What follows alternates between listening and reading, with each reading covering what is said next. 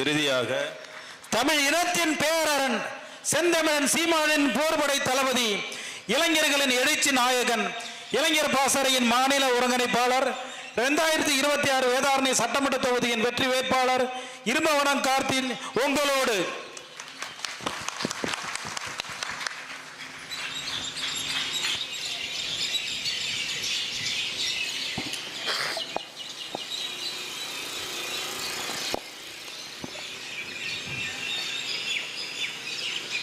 செந்தமிழ் காவலர்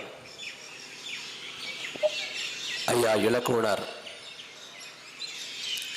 சிந்து கவிஞர் ஐயா வாய்மைநாதன் ஆகியோரின் புகழ் போற்றக்கூடிய பொதுக்கூட்ட நிகழ்வில் தலைமையேற்று நடத்தி கொண்டிருக்கிற எம்முயிர் அண்ணன்மார்களே, வீட்டிருக்கிற சான்றோர் பெருமக்களே, கூடி நிற்கிற தாய் தமிழ் சொந்தங்களே, உங்கள் அனைவருக்கும் எமது பணிவான வணக்கம்.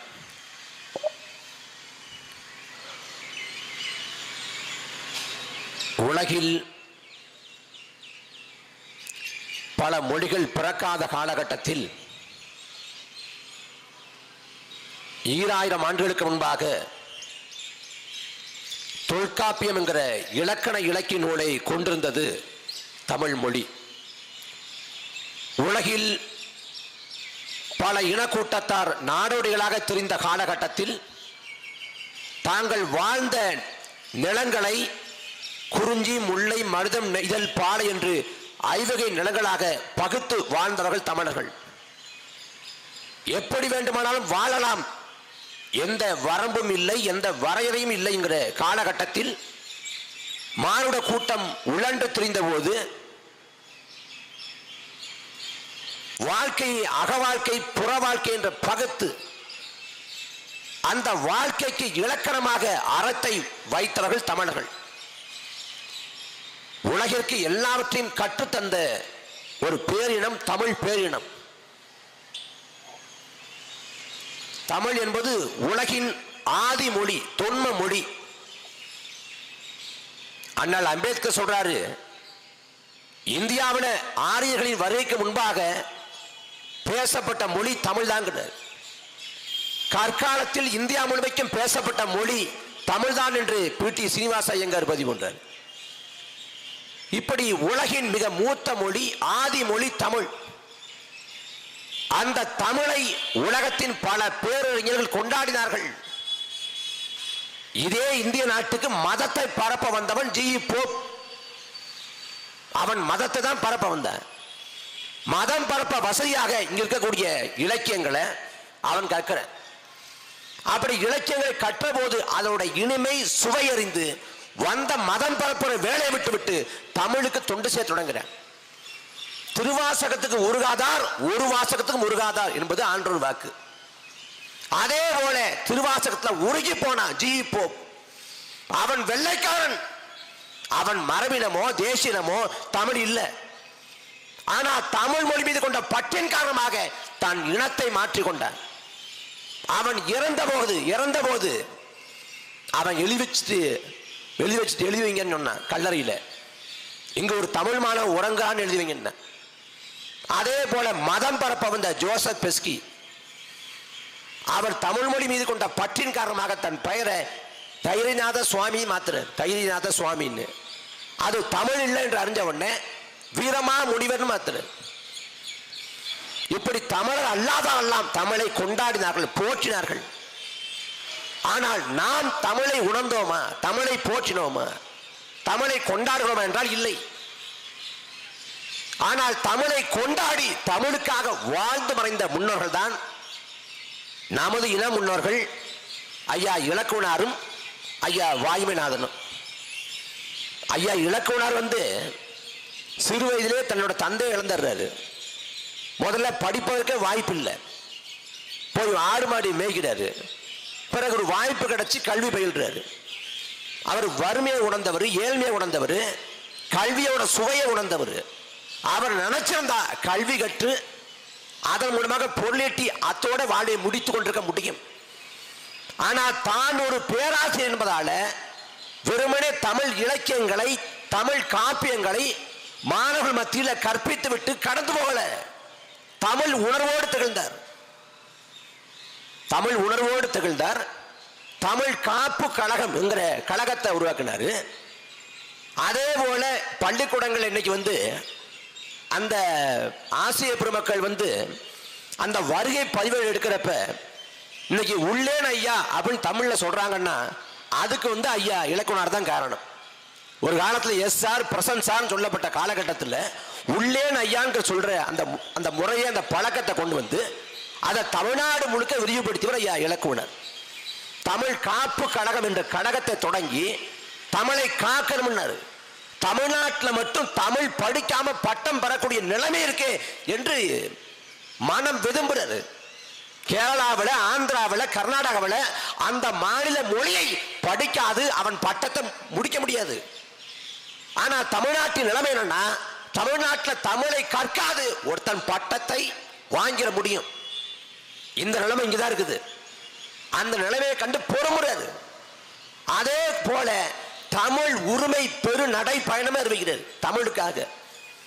அந்த நடைபயணத்தை அறிவித்து அவர் நடைபயணம் போக முயற்சி பண்றப்ப தேசிய பாதுகாப்பு சட்டத்தின் கீழே இதே ஐயா இலக்குனர் கைது செய்யப்படுறாரு. 2 முறை கைது செய்யப்படுறாரு, சிறைக்கு போறாரு தமிழுக்காக. 1965 மொழி போராட்டம் தமிழ்நாடு முழுக்க நடக்குது. அந்த மொழி போர்ல பங்கு கொண்டு மாணவர்களும் இளைஞர்களும் சிறைக்கு போறாங்க. அன்னைக்கு வந்து உயிரை ஈகம் பண்றாங்க. இந்த போராட்டம் நடக்குது. அந்த மாணவர்களும் இளைஞர்களும் போராட்டம் நடத்திய வேளையில் ஒரு தமிழ் பேராசிரியர் அவங்களுக்கெல்லாம் முன்னத்து ஏறாக திகழ்ந்தார் என்றால் ஐயா இலக்குனார். காமராசர் தமிழ்நாட்டை ஆண்டார், காங்கிரஸ் தமிழ்நாட்டை ஆண்டது தெரியும். 1967 காங்கிரஸ் வீழ்ந்துருது. அதுக்கு பிறகு காங்கிரஸ் வந்து ஆட்சி கட்டில இன்னைக்கு வரைக்கும் ஏற முடியல. ஏறக்குறைய 60 ஆண்டுகள் நெருங்கிற வேலையில் முதலா திராவிட கட்சியான திமுக ஆட்சி கட்டில ஏறினது 1967. அந்த 67 ஆட்சி கட்டில ஏறதுக்கு காரணமே மொழி போராட்டம் தான். இந்தியை திணித்து தமிழை சிதைக்க முற்பட்ட போது தமிழ்நாடு முழுக்க நடந்த மொழி போராட்டம். பாவேந்தர் பாரதாசன் பாடுறாரு, இந்திக்கு தமிழ்நாட்டில் ஆதிக்கமா, செந்தமிழுக்கு ஒரு தீங்கு வந்த பிறகு இந்த தேகம் இருந்து லாபம் உண்டோ என்று வருகிறார். செந்தமிழுக்கு ஒரு தீங்கு வந்துட்ட பிறகு இந்த உடல் இருந்து என்ன பயன் என்று கேட்டார் பாவேந்தர் பாரதாசன். அதே போல தன் உடலை நீட்டி பல மொழி பொறியிகள் வந்து களத்துல களப்பொழி ஆனாங்க. சிவகங்கை ராஜேந்திரன், தாளமுத்து, நடராசன், கீழப்பழு சின்னசாமி, விருகம்பாக்கம் அரங்கநாதன், இப்படி பல மொழி போராட்ட களத்துல பல ஈகள் வந்து உயிரை ஈந்தாங்க. சிவகங்கை ராஜேந்திரன் இறந்து போறப்ப, கீழப்பழு சின்னசாமி இறந்து போறப்ப, விருகம்பாக்கம் அரங்கநாதன் இறந்து போறப்ப வயசு 50 வயசு 60 வயசு இல்ல, என்னை விட குறைவான வயசு. 28, 27, 24 வாழ வேண்டிய வயதை தன் வாழ்வை முடித்துக் கொண்டு மொழிக்காக செத்து விழுந்தார்கள். தமிழ்நாடு முழுக்க மொழி போராட்டம் பற்றி எறியுது. வரலாற்றில் பார்க்காத அளவுக்கு, ஏன் உலகத்திலே மொழிக்காக இந்த அளவுக்கு போராட்டம் நடந்தது இல்லை என்று சொல்கிற அளவுக்கு தமிழ்நாடு முழுக்க போராட்டம். அந்த போராட்டத்தை முதலாக மதுரை தியாகராயர் கல்லூரியில் பற்ற வைத்தவர், அந்த தீயை மூட்டியது நமது ஐயா இலக்குனர். ஆனா அந்த இலக்குனர இன்னைக்கு திமுக மறந்துருச்சு. என்ன கொடுமைன்னா, ஐயா இலக்குனர் வந்து அரும்பரு ஈகம், அவ்வளவு பாடுபட்டு இருக்காரு. வாழ்வே தமிழுக்காகத்தான். பாவேந்தர் பாரதாசன் இலக்குவனால தான் தமிழை காக்க முடியும். அவன் தமிழுக்காக வாழ்ந்தான், தமிழாகவே வாழ்ந்தாங்கிறார் பாவேந்தர் பாரதாசன். அவர் இயற்பெயர் வந்து லட்சுமணன். அது சமஸ்கிருதம் தமிழ் இல்லைங்கிறதுனால இலக்குவனார் என்று மாற்றிக்கொள்றார். ஒட்டுமொத்த தமிழ்நாட்டோட அரசியல் திசைவழி போக்கை மாற்றியது மொழி போராட்டம். அந்த மொழி போராட்டத்தை தொடங்கி வைத்த முன்னவர் நமது முன்னோர் ஐயா இலக்குவனார். இதே வாய்மேட்டை சேர்ந்தவர். ஆனா வாய்மேட்டில் வாழக்கூடிய மக்களுக்கு இலக்குவனார தெரியுமா? ஆயக்கரம்பழம், கருப்பம்பழம், பஞ்சநந்தி குளம், தகட்டூர், தெனடாறு, இந்த சுற்று வட்டார மக்களுக்கு தெரியுமா? தெரியாது. அவர் யாருன்னு தெரியாது. அதே போல ஐயா சிந்து கவிஞர், ஐயா வாய்மைநாதன், அவர் ஒரு பள்ளிக்கூடத்தில் தலைமை ஆசிரியர். அவர் நினைச்சா நமக்கு எதுக்கு அரசியல், நமக்கு எதுக்கு சமூக சிக்கல்னு அவர் ஒரு சுகபோக வாழ்க்கையை வாழ்ந்திருக்க முடியும். ஆனா அப்படிப்பட்ட வாழ்க்கையை வாழல அவரு. நேதாஜியோட தியாகத்தை, நேதாஜியோட வீரத்தை பார்த்து மெய்சிலித்து போய் நேதாஜி காவியம்னு படைக்கிறார். பகத்சிங்கின் ஈகம், வெறும் 24 வயசுல பகத்சிங் இருந்த முதிர்ச்சி, இந்த நாட்டின் மீதான பற்று, மண் மீதான அளப்பரிய காதல், அதை கண்டு உணர்ந்து பகத்சிங் காவியம் படுகிறது. வெண்மணியில உழைக்கும் பாட்டாளி வர்க்கங்கள் எரித்து கொலை செய்யப்பட்ட போது அந்த கொடும் துயரை உணர்ந்து வெண்மணி காவியம் படைக்கிறார். கப்பலோட்டிய தமிழன் தாத்தன் வஉசியின் ஈகத்தை உணர்ந்து கப்பலுக்கு ஒரு காவியம் படைக்கிறார். சமூக அவலங்களை பாடுறாரு. பள்ளிக்கூடத்துல பாடம் எடுத்துட்டு வீட்டுக்கு போயிடுவோம், இந்த சமூகத்துக்கு நமக்கு எந்த சம்பந்தம் இல்லை, நமக்கு வருமானம் வருது, சம்பளம் வருது, அதை வச்சுட்டு வாழ்க்கையை முடிச்சுவோம் நினைக்கல. அவர் இந்த சமூகத்துக்காக பாடுபட்டாரு, தன்னால முடிஞ்ச காரியங்களை செஞ்சார். அந்த ஐயா வாயுமநாதன் கடந்த 2023ஆம் ஆண்டு தான் மறைஞ்சு போயிருக்காரு. ஆனா அந்த வாயுமநாதனை நமக்கு யாரும் தெரியாது. அதே போல இந்த ஆயக்கரம்பலத்தை சேர்ந்த ஐயா ராமசாமி புலவர்னு ஒரு ஐயா, ராமசாமி புலவர்னு, அவரும் தமிழருக்காக அரும்பாடுபட்டவர். ஆனா தமிழருக்காக அரும்பாடுபட்ட இந்த ஈகிகள் எல்லாம், தலைவர் பெருமக்கள் எல்லாம் வரலாற்றில் சுவர் இல்லாம, படம் இல்லாது முற்றுமுழுதாக அவங்க மறைக்கப்பட்டிருக்காங்க. ஆனா தமிழையும் தமிழை வைத்து பிழைத்தவன் எல்லாம் வரலாற்றில் எங்க இருக்கான் பாருங்க. எங்க இருக்கான்? 1967 திமுக ஆட்சி கட்டில் ஏறுது. ஏறதுக்கு முன்னாடி திமுக வைத்த முழக்கம் எங்கும் தமிழ், எதிலும் தமிழ். திமுக ஆட்சிக்கு வந்தால் தமிழ்நாடு முழுக்க தமிழ் படுத்துவோம், வீதிகளில் தமிழ், தெருக்களில் தமிழ், எல்லா இடத்திலும் தமிழை கொண்டு வருவோம், தமிழை நாங்கள் செழுமைப்படுத்துவோம், தமிழை கொண்டாடுவோம், தமிழை வாழ வைப்போம் என்றார்கள். ஆனா தமிழ்நாட்டில் தமிழ் எந்த அளவில் இருக்குது பாருந்தால், பாரதாசன் வாழ்ந்து மறைந்து 70 ஆண்டுகள் கடந்துருச்சு.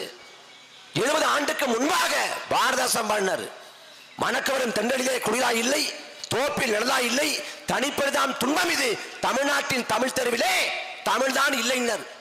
இன்று வரை தமிழ்நாட்டின் வீதிகளில் தெருக்களில் தமிழ் இல்லை. எந்த ஒரு தமிழனும் பெருமையோடு தமிழ் பேசுறது இல்லை. ஆங்கிலத்தை தமிழோடு கலந்து பேசுவதை பெருமை என்று நினைக்கிறேன். ஒரு பேருந்துல ஏறி பயணச்சீட்டு கொடுங்கன்னு கேட்கறது இல்லை. டாஸ்மாக் கடையில் போய் குவார்டர் கொடுங்கன்னு கூச்சம் இல்லாம கேட்கறது. ஆனா பேருந்துல ஏறி பயணச்சீட்டு கொடுங்கன்னு கேட்கறது இல்லை. என்ன தமிழ்ல பேச கூச்சம். அலைபேசி என்ன கேட்ட 98 65 22 சொல்றது கிடையாது. 9865777555. அலைபேசி எடுத்தோம்னா வணக்கம் சொல்லுங்க அப்படிங்கிறது இல்லை. எடுத்த உடனே ஹலோ. என்ன ஹலோ? இந்த தொலைபேசியை கண்டுபிடிச்சவன் அலெக்சாண்டர் கிரகாம்பல். அவன் கண்டுபிடிக்கிறப்ப சோதனை பண்றான். சோதனையும் போது அவனோட அவன் காதலி இருக்கா. அந்த காதலியின் பெயர் ஹலோ. அவன் என்ன பண்றான்? அவன் காதை வச்சு ஹலோ கேக்குதான்னா, என்ன அவனுக்கு ஹலோன்னு காதலி இருந்தா கேக்குதான்னு கேட்டேன்.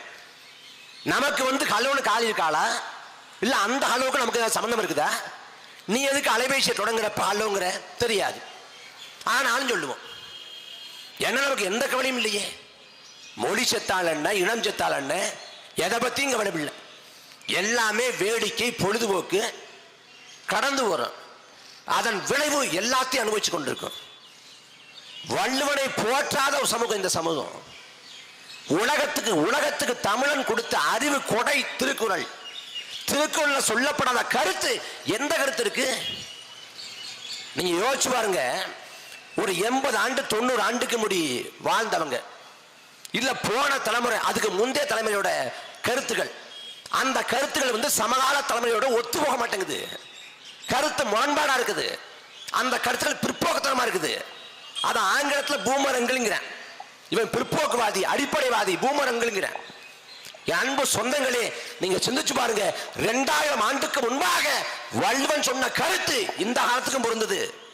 எந்த காலத்துக்கும் பொருந்தது, எல்லா ஊருக்கும் பொருந்தது, எல்லா நாட்டுக்கும் பொருந்தது, எல்லா கண்டத்துக்கும் பொருந்தது, எல்லா நிலத்துக்கும் பொருந்ததுன்னா அது எவ்வளவு பெரிய அறிவு கொடை, அறிவு சாசனம். ஆல்பர்ட் ஸ்வைசர் சொல்றாரு, உலகத்துல எத்தனையோ தத்துவ நூல்கள் இருக்கு. அந்த தத்துவ நூல் எல்லாம் போகாத ஊருக்கு வழிகாட்டுது. ஆனா திருக்குறள் மட்டும்தான் எல்லோருக்குமான வழிகாட்டிய திகழ்கிறது. அதே போல ஒரு மொழியியல் பேரறிஞர் சொல்றேன், அலெக்சாண்டர் யாலின்னு ஒருத்தன். உலகத்துல எத்தனையோ தத்துவ மேதைகள் உருவாகி இருக்கிறாங்க. கிரேக்கத்துல பிளாட்டோ, சாக்ரட்டிஸ் போன்றவங்க தோன்றினாங்க. ஆனா அவங்களோட கருத்துக்கள் எல்லாம், சிந்தனை ஓட்டம் எல்லாம் ஒரு காலகட்டத்தோடு நின்று போச்சு. சமகாலத்துக்கு பொருந்த மாட்டேங்குது. சீனாவில் கன்ஃபூசியஸ் உருவாயிருக்காரு, அந்த கருத்துக்கள் நின்றுச்சு. ஆனா எந்த காலத்துக்கும் எல்லா மானுட கூட்டத்துக்கும் பொருந்துகிற கருத்தை சொன்னவர் என்றால் வள்ளுவன் தான், திருக்குறள் தாங்கிறது. அந்த திருக்குறளை தமிழன் படிக்க தவறுன அண்ணன் குளத்தூர் முத்துக்குமார் சொல்றாரு, கையடக்க கலங்கரை விளக்கம் திருக்குறள்னு. ஐயா காபா அரவணன் பதிவு பண்றாங்க, திருக்குறளை மட்டும் பௌத்த மதத்தை பரப்புவதற்கு அசோகன் மன்னன் கிடைச்சது போல வள்ளுவத்தை பரப்புவதற்கு, திருக்குறளை பரப்புவதற்கு ஒரு தமிழ் மாமன்னன் கிடைத்திருந்தால் தமிழின வரலாறு தலைகளாக மாறி இருக்குங்கிறது. நாம் திருக்குறளை படிக்காது விட்டோம். அவன் எதை பாடல யோசிச்சு பாருங்க. வள்ளுவன் சொல்றாங்க, இன்னைக்கு இல்லைங்க, நேத்து இல்லைங்க, 2000 ஆண்டுக்கு முன்னாடி சொல்றாங்க, என்றால் பசி காண்பாயினும் பொய்யற்க சான்றோர் படிக்கும் வினைங்கிறேன். பெற்ற தாய் பசியோடு இருந்தாலும் சரி, அந்த பசியை பார்த்து கூட சான்றோர் படிக்கக்கூடிய தீய வினையை செஞ்சாதாடா திருடிடாதாடாங்கிறான். யாரு? வள்ளுவர். 2000 ஆண்டுக்கு முன்னாடி. விழுப்புண் படாதவனெல்லாம் வலிக்குள் வைக்கும் தன் நாளை எடுத்துங்கிறேன். ஒரு நல்ல சுத்தமான வீர உடம்புல காயம்படாது கழிந்து போன நாளை வீணான நாளா கருதுவாங்கிற. அதே போல வர்றான், எல்லாத்த பத்தியும், கொடையை பத்தி பாடுறான், ஒழுக்கத்தை பத்தி பாடுறான். நோக்க கொலையும் அனுச்சம் முகந்திரிந்து மோப்ப கொலையும் விருந்துங்கிறேன். அனுச்சம் பூ மோந்து பார்த்தா வாடிடும், ஆனா நீ விருந்தரை உபசரிக்கிறப்ப முகம் மாறுபட்டாலே வாடி போடுவாங்கிற. எல்லாத்தையும் சொல்றான். வள்ளுவன் சொல்லாத கருத்துக்கள் இல்ல, போதிக்காத எதுவும் இல்லை. உலகத்துக்கு எல்லாத்தையும் போதிச்சிட்டான். அந்த இனத்துல பிறந்துட்டு குறைந்தபட்ச அரசியல் புரிதலும் குறைந்தபட்ச அரசியல் விழிப்புணர்வு இல்லாமல் நிற்கிறோம். அதன் விளைவு இந்த இனம் எல்லாவற்றையும் அனுபவித்துக் கொண்டிருக்கு. தமிழ்நாட்டில் இந்த காவிரி படுகை அப்படின்னா இது தமிழ்நாட்டுக்கு சோறு போடக்கூடிய நெற்களஞ்சியம். நாம் தான் சோறு போட்ட உலகத்துக்கு.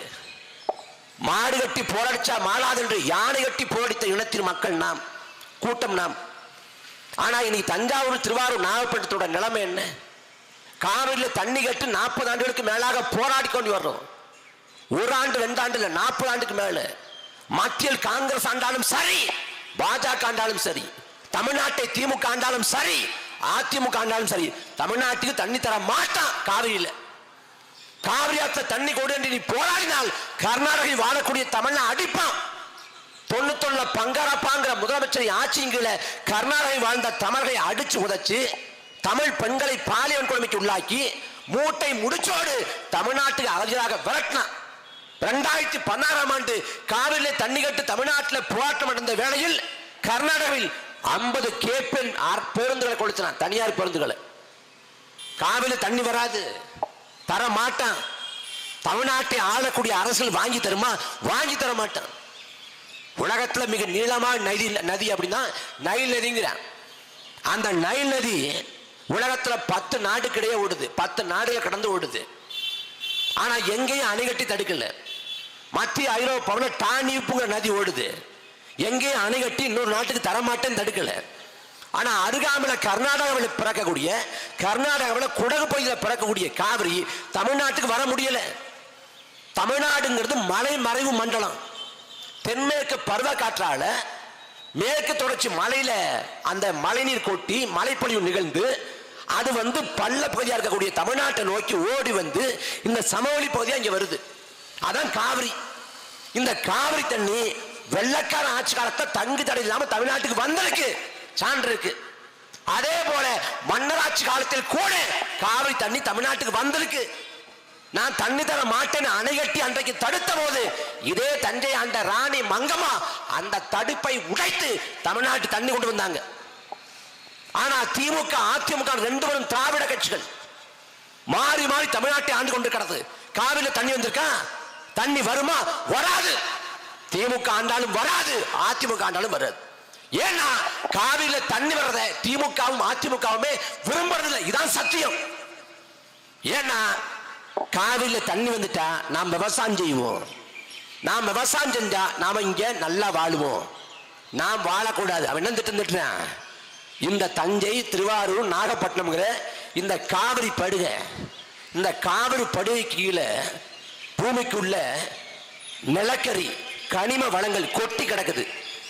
அந்த நிலக்கரிய கனிம வளங்களை அவன் சூறையாடணும், அவன் அள்ளி கொண்டு போகணும். அதுக்கு இந்த நிலத்தை விட்டு நம்மளை வெளியேற்றணும். அதுக்கு இங்க வாழ்வாதாரம் இல்லாம காலி பண்ணணும். அப்ப விவசாயம் செஞ்ச பகுதி விவசாயம் இல்லாம மாறி போச்சு. விவசாயம் இல்லாத, விவசாயம் இல்லாத ஒரு தலைமுறை உருவாகி கொண்டிருக்கு. போன தலைமுறையில வீட்டுக்கு வீடு 10,000 இருந்துச்சு. 10,000 அப்படின்னு இருக்கும். நாம நெல்லை கொட்டி வைப்போம். வீட்டுக்கு வீடு குப்பை கொட்ட அந்த குப்பை வடின்னு ஒன்று இருக்கும். வீட்டுக்கு வீடு ஆடு மாடு நிறைய இருந்துச்சு. ஆனா இன்றைக்கு வீட்டுக்கு வீடு ஆடு மாடு குறைஞ்சு போச்சு. குப்பை கொடி இல்லை, 10,000 இல்லை, எல்லாம் இல்லை. இன்னைக்கு பிறக்கக்கூடிய தலைமுறைக்கு என்ன வேலை அப்படின்னா, இதே ஊர்ல ஆயக்காரம்பலத்திலையோ, தகட்டூர்லயோ, தினடார்லயோ, இந்த ஊர்ல பிறந்து இந்த ஊர்ல உன்னால பொருளீட்டி வாழ முடியாது. அப்ப என்ன வேலை? வெளிநாட்டுக்கு போகணும். நம்ம ஊர்ல கல்யாண பத்திரிகை வாங்கி பார்த்தா game Singapore, game Malaysia, game London, game Dubai. ஏன்னா சொந்த ஊர்ல உன்னால பிழைக்க முடியாது. நீ துபாய்க்கு போய் ஒட்டகம் வைக்கணும், கழிவறை கழுவணும். லண்டனுக்கு போய் அங்க இருக்கக்கூடிய கடையில வாசல் நின்று வேலை பார்க்கணும். இல்ல சிங்கப்பூருக்கு, மலேசியாவுக்கு போய் ஓட்டர் வேலை பார்க்கணும். சொந்த ஊர்ல உன்னால் பிழைக்க முடியாது. எங்க நிலையை 2 திராவிட கட்சிகள் உருவாக்கி விட்டது. விவசாயம் செஞ்சு பிழைச்ச முடியுமா? காவிரியில் தண்ணி வாங்கி கொடுத்துருவானா? ஒருபோதும் வாங்கி தர மாட்டேன். காவிரியில தண்ணி வரல, போராடி கொண்டிருக்கோம். 40 ஆண்டா போராடுறோம். சட்ட போராட்டம், ஜனநாயக போராட்டம், எல்லா போராட்டம் செய்யறோம். தண்ணி வர்றதில்லை. காவிரியில தண்ணி தர மாட்டேங்கிறான். ஒரு பக்கம் போராட்டம். இன்னொரு பக்கம் என்னன்னு பார்த்தா, காவிரி ஆற்றின் துணையாறு, காவிரி ஆற்றோட துணையாறு அமராவதி, காவிரி ஆற்றின் துணையாறு நொய்யல். இந்த காவிரி ஆற்றோட துணையாரா இருக்கக்கூடிய அமராவதி, நொய்யல், அது தமிழ்நாட்டில் எந்த நிலையில் இருக்குது? நொய்யல் ஆறு முழுமைக்கும் சாயப்பட்ட கழிவு, சாயப்பட்ட கழிவை நொய்யல் ஆறு முழுமைக்கும் கொட்டி ஆற்றை கொண்டுட்டான். ஒரு மனிதன் விஷத்தை அறிஞ்சினால் எப்படி நுரைஜல்லி சாவானோ அதே போல ஆறு நுரைஜல்லுகிறது நொய்யல் ஆறு. அதிமுகவின் ஆட்சி காலத்திலே நொய்யல் ஆறு முழுக்க நுரையா இருக்குதுன்னு சொல்லிட்டு அன்றைக்கு இருந்த அமைச்சர், சுற்றுச்சூழல்துறை அமைச்சராக இருந்த ஐயா கருப்பண்ணன் கொடுத்தது. அவர்கிட்ட கேட்கறாங்க, என்னங்க நொய்யல் ஆறு முழுக்க பெரும் நுரையா இருக்குது அப்படின்ட்டு. கேட்கறப்ப அவர் சொல்றாரு, நீங்க சோப்பு போட்டு குடிக்கிறீங்க, சோப்பு போட்டு குடிச்சா நுரை வராம என்ன பண்ணும்? அந்த நுரை கூட தான் தெரிஞ்சிருக்குது. எப்படிப்பட்ட ஆட்சியாளர் பெருமக்கள்! சாயப்பட்ட கழிவு, தோல் தொழிற்சாலை கழிவு, இந்த கழிவு எல்லாம் ஆத்துல கொட்டுறேன். கொங்கு மண்டலத்தை பொறுத்த வரைக்கும் கொங்கு செழித்தால் எங்கும் செழிக்குங்கிற. ஆனா கொங்கு மண்டலம் முழுக்க முழுக்க தனது வளத்தன்மையை இழந்து விட்டது. அடிமை இந்தியாவில் பாரதி பாடுறான், அடிமை இந்தியாவில் காவிரி தென்பண்ணை பாலாறு தமிழ் கண்டதொரு வையை போனது என மேவியாறு பால ஓட திருமணி செழித்த தமிழ்நாடு தான். அடிமை இந்தியாவில் ஆறுகள் ஓடி தமிழ்நாட்டை செழிக்க வச்சது. ஆனா சுதந்திர இந்தியாவில் எந்த ஆறு ஓடுது? எந்த ஆறு ஓடுது? ஆற்றுல தண்ணி ஓடல, லாரி ஓடுது. ஆற்றுல தண்ணி ஓடல, டிராக்டர் ஓடுது. ஏன்னா அத்தனை ஆறுகளையும் மணக்கொள்ள நடக்காத ஒரு ஆறு உண்டா? இந்த வேதாரண்யம் சட்டமன்ற தொகுதியில, மருதூர்ல, ஆயக்கரமடத்துல மணக்கொள்ள நடக்குதா இல்லையா? நடக்குதா இல்லையா? காவிரி படிகளை என்னைக்கு தண்ணீர் பஞ்சம் வந்துச்சு? இவன் மண்ணை கொள்ளையடிச்சு மண்ணை அள்ளியதன் விளைவாக கடல் தண்ணி உள்ள வந்துருச்சு. பூமி கிடந்து நல்ல தண்ணியா இருந்த தண்ணி உப்பு தண்ணியா மாறிடுச்சு. அப்ப வேதாரண்யத்திலையும், ஆயக்கிரமணத்திலையும், தகட்டூர்லையும், மருதூர்லையும் இன்னைக்கு தண்ணிக்கு பஞ்சம், தண்ணி தட்டுப்பாடு. ஐயா எஸ்கே விவாதத்தில் இருக்காங்க, சட்டமன்ற உறுப்பினராக 3 முறை இருந்திருக்காங்க. ஐயா ஓஎஸ் மணி 2 முறை இருந்திருக்காங்க. நாங்க வந்தோம்னா எல்லா பிரச்சனையும் தீர்த்துருவாங்க. எந்த பிரச்சனை தீர்த்தாங்க? எந்த பிரச்சனை தீர்த்தாங்க? இப்ப மறுபடி திமுக வந்து, மறுபடி அதிமுக வந்து தண்ணீர் தட்டுப்பாடு, தண்ணீர் பஞ்சத்தை போக்க போறாங்களா? ஒருபோதும் போக்க மாட்டார்கள். அதற்கான எந்த திட்டமும் இந்த ஆட்சியாள்கிட்ட இல்லை. அன்பான சொந்தங்களே, நீங்க சிந்திச்சு பாருங்க. இந்த நிலத்தை மன்னர்கள் ஆண்டார்கள், மன்னராட்சி. மன்னராட்சி காலத்துல சேசிபி இல்ல, கிட்டாச்சு இல்ல, டிராக்டர் இல்ல, பொக்கலின் இல்ல, கனரக எந்திரங்கள் இல்ல, வாகனங்கள் இல்ல. அன்னைக்கு இருந்தது மண்வெட்டியும் கடற்படையும் தான். மண்வெட்டியும் கடப்பாறையும் கொண்டு ஏரிகளை வெட்டினா, குளங்களை வெட்டினா, கண்மாய் வெட்டினா, வாய்க்காலை வெட்டினா, ஏரிகளை சங்கிலி தொடர் போல இணைச்சான். மக்களின் நீர் தேவையை பூர்த்தி பண்ணா, பாசனத்துக்கு முப்போகம் விளையக்கூடிய அளவுக்கு பாசனத்துக்கு தேவையான அந்த தண்ணியை கொடுத்தான். மன்னராட்சி காலத்துல சாத்தியப்பட்டுச்சு. ஆனா மக்களாட்சி காலத்துல சாத்தியப்படுதா? மன்னனை பார்த்து புலவம் பாடுறாங்க. மன்னா, அறம் போல் இன்பம் என்ற மூன்றையும் பெற வேண்டும் என்றால் நீரை சேமி. நீ நீரை சேமித்தால் எல்லாம் கிடைக்கும். அதே போல மன்னன் சேமிச்சான் நீரை. ஒரு நாட்டின் மீது படையெடுத்து போய் அந்த நாட்டை வென்றுவிட்டால் அந்த நாட்டின் நினைவாக மக்களுக்கு ஒரு ஏரியை வெட்டி அர்ப்பணிச்சான். சென்னைக்கு நீர் தரக்கூடிய ஏரி வீராணம் ஏரி. வீராணம் ஏரியை வெட்டியது கருணாநிதியோ ஜெயலலிதாவோ இல்ல, ஒரு சோழ மண்ணை. மதுராந்தக ஏரி, மதுராந்தக ஏரியை வெட்டியது எம்ஜிஆரோ எடப்பாடியோ இல்ல, வெட்டியது ஒரு சோழ மண்ணை. மன்னராட்சி முறையில் கூட குறைந்தபட்ச மக்கள் மீது பற்று இருந்துச்சு. ஆனால் நாம் விரும்பி தேர்ந்தெடுத்த ஆட்சியாளர்கள், நாம் நிர்மாணிச்ச அரசாங்கம், நமது வரிப்பணத்தை இயங்கக்கூடிய அரசாங்க கட்டமைப்பு, இந்த கட்டமைப்புல நமக்கான வசதிகள் செய்து தரப்படுதா?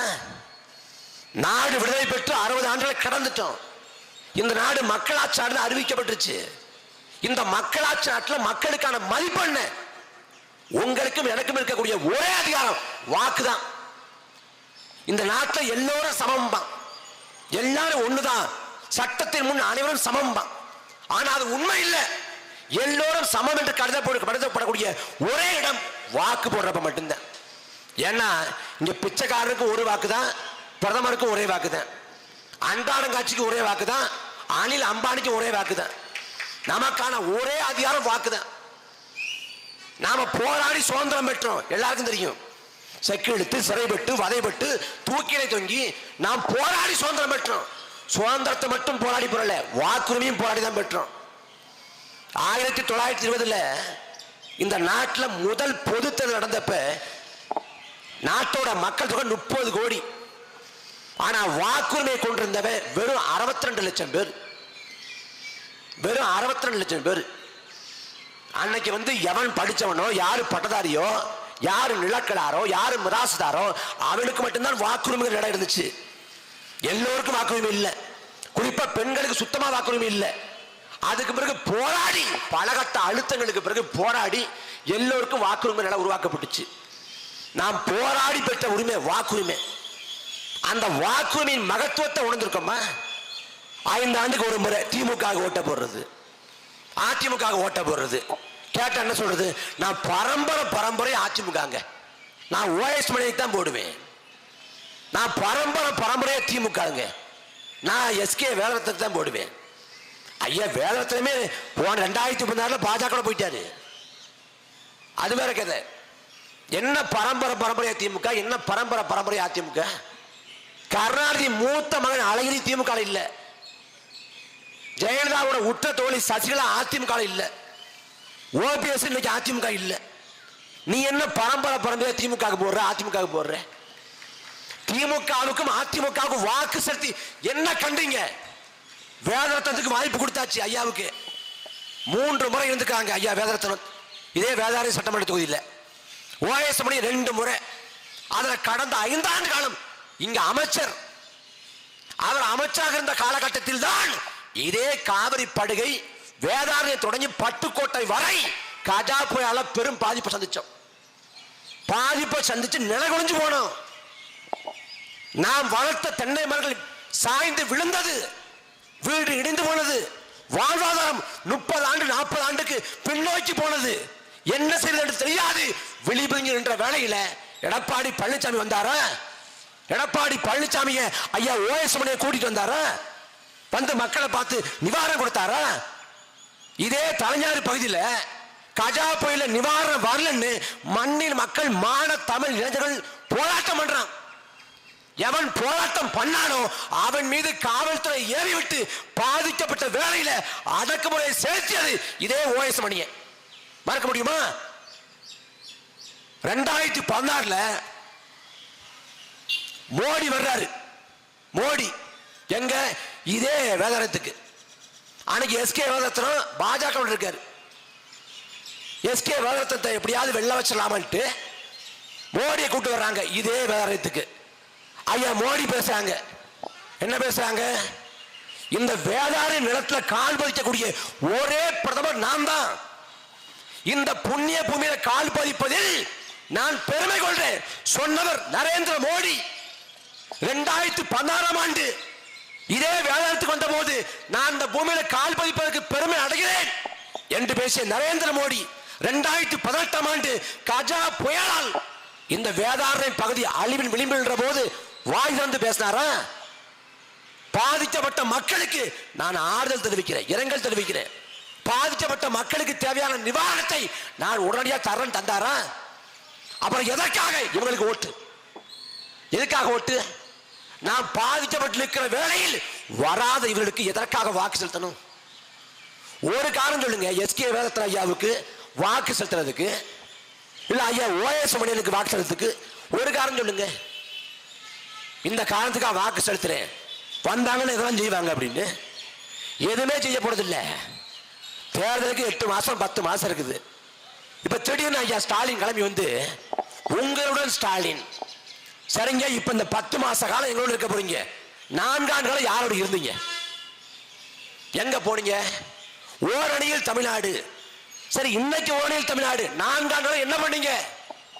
ஐயா எடப்பாடி பழனிசாமி தமிழகத்தை மீட்போம், மக்களை காட்போம்.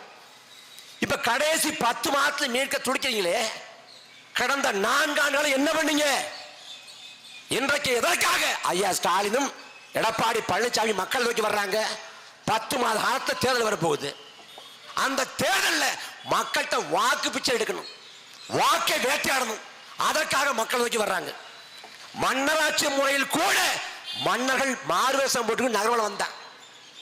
மக்களோட மக்களா உழவுனா மக்களின் குறை என்ன, நிறை என்ன, கவலை என்ன, கண்ணீர் என்ன, தேவை என்ன எல்லாத்தையும் கேட்டு தெரிஞ்சுக்கிட்டு போய் மாறுவேஷத்துல வந்து கேட்டு தெரிஞ்சுக்கிட்டு போய் அவன் அங்க போய் நிர்வாகத்தை சரி பண்ணான், செஞ்சு கொடுத்தேன்.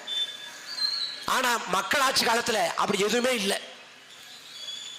அதுவும் உங்களுடன் ஸ்டாலின் ஐயா ஸ்டாலின் தலைமையில மனு வாங்குறாங்க சிவகங்கை பக்கம். மனுவை வாங்கி என்ன பண்ணிட்டான்? வைகை ஆத்துல விட்டான். மக்கள்கிட்ட மனு வாங்கி ஆத்துல விட்டு போயிட்டாங்க. தேர்தல் வாக்குறுதியை காத்துல பறக்க வர்ற மாதிரி மனுக்களை வந்து ஆத்துல விட்டுட்டேன். இந்த அரசாங்கத்துக்கு நாம திரும்ப திரும்ப அங்கீகாரத்தை தரணும். மன்னராட்சி முறையில் குறைந்தபட்சமான நியாய உணவு இருந்துச்சு. இதே திருவாரூர்ல மனுநீதி சோழன் ஒரு சோழன் வாழ்ந்தான். அவனோட மகன் தேர்காலில் கன்றுக்குட்டியை ஏற்றி கொண்டாடுறேன். பாதிக்கப்பட்ட அந்த கன்றுக்குட்டியோட தாய் பசு அது மணி அடிக்குது. மணி அடிச்ச உடனே எந்த தேர்காலில் தன் மகன் கன்றுக்குட்டியை ஏற்றி கொண்டானோ அதே தேர்காலில் தன் மகனையும் ஏற்றி கொண்டு நீதியை நிலைநாட்டினான் மனுநீதி சோழன். இலக்கியங்கள் சொல்றது. அதே போல பாண்டிய நெடுஞ்செழிய கோவலனுக்கு தவறான தீர்ப்பை கொடுத்து மரணத்தை கொடுத்துறான். கோவலன் கொலை செய்யப்பட்டான். கோவலன் கொலை செய்யப்பட்ட செய்தி கேள்விப்பட்ட பிறகு பாண்டிய மன்னனை அரசவைக்குள்ளே நுழைகிறார். ஒரு சாதாரண ஏழை மகள், ஒரு பாமர மகள் கண்ணகி மன்னனை பார்த்து சாதாரண ஏழை மகள் சொல்றா, தேரா மன்னா என் கணவனா கல்வன், நீ அல்லவோ கல்வன் என்று சொல்லி கால் சிலம்பை எடுத்து உடைச்சு நீதியை நிலைநாட்டுறா. அதை பார்த்த மாத்திரத்துல ஐயோ தப்பா நீதி சொல்லி கோவலனை கொண்டுட்டவே நீதி தவறிவிட்டேனா தாய் என்று மனம் முடிஞ்சு உயிரை விட்டான் பாண்டிய நெடுஞ்செழிய. இலக்கியங்கள் சொல்லுது. ஆனா சமகாலத்துல அரசவைகள் நுழைஞ்சு அன்னைக்கு கண்ணகி நீதி கேட்க முடிஞ்சு. இன்னைக்கு சட்டசபைக்குள் நுழைஞ்சு தலைமைச் செயலகத்துக்குள் நுழைஞ்சு யார்கிட்ட நீதி கேட்க முடியுமா? வாய்ப்பே இல்லை. ஆனா இவங்களுக்கு தான் திரும்ப திரும்ப அதிகாரத்தை கொடுத்து கொண்டிருக்கணும். கண் முன்னே எத்தனை அவலங்கள் சாட்சிகளா இருக்குது, எத்தனை அவலங்கள். அன்பு சொந்தங்களே, திமுகவும் அதிமுகவும் தமிழ்நாட்டை வளர்த்து விட்டுட்டோம். தமிழ்நாட்டை வந்து முன்னேற்றி இருக்கிறோம். நீங்க சத்தீஸ்கரை பாருங்க, ஜார்க்கண்டை பாருங்க, உத்தரப்பிரதேசத்தை பாருங்க, தமிழ்நாட்டை ஒப்பிட்டு பாருங்க. தமிழ்நாடு முன்னேறி இருக்குங்கிற அன்பான சொந்தங்களே, தமிழ்நாட்டுக்கு 8 லட்சம் கோடி கடன். 1 ரூபா 2 ரூபா 8 லட்சம் கோடி கடன். அதுவும் கடந்த 4 ஆண்டுகால திமுக ஆட்சி காலத்தில் 4 லட்சம் கோடி கடன். 4 லட்சம் கோடி 4 லட்சம் கோடி கடன் வாங்கியிருக்கேன். இதை கூட விடுங்க, தமிழ்நாடு திவாலாக நம்ம வந்தா கூட விடுங்க, அது கூட பிரச்சனை இல்லை. அன்பு சொந்தங்களே, வரலாற்றில் இல்லாத அளவுக்கு தமிழ்நாட்டில் வழக்கொலை நடக்குது. கனிம வளங்களை சூறையாடுறான், ஆற்றுல மண்ணை கொள்ளடிச்சு கொண்டு போறேன். இதை எப்படி சரி செய்ய முடியும்? வரலாற்றை பின்னோக்கி பாருங்க. 2000 ஆண்டு கால தமிழ் சமூகம், 2000 ஆண்டு காலத்தில் எண்ணற்ற மன்னர்கள் வந்தார்கள், படையெடுப்பை நிகழ்த்தினார்கள், போர் புரிந்தார்கள், சண்டையிட்டார்கள்.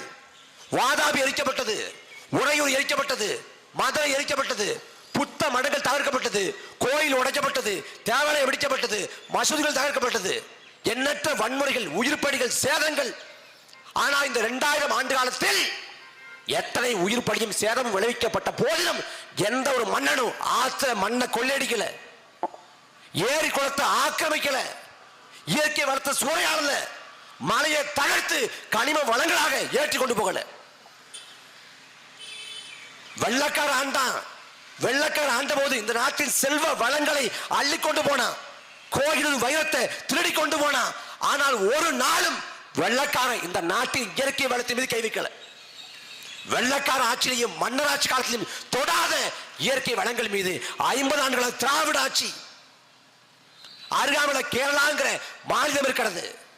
அந்த கேரளாவில் 40க்கும் மேற்பட்ட ஆற்றுப்படுகை இருக்கு. 40க்கும் மேற்பட்ட ஆற்றுப்படுகை. எந்த ஆற்றுப்படுகையிலையும் மண்ணறதுக்கு கை வைக்க முடியாது. கேரளாவில் காங்கிரஸ் ஆண்டாலும் சரி, கம்யூனிஸ்ட் ஆண்டாலும் சரி, மண் எடுக்க முடியாது. ஆனா தினந்தோறும் கட்டடம் கட்டுறான், கட்டுமான பணி நடக்குது, மண்ணல்ல முடியாது.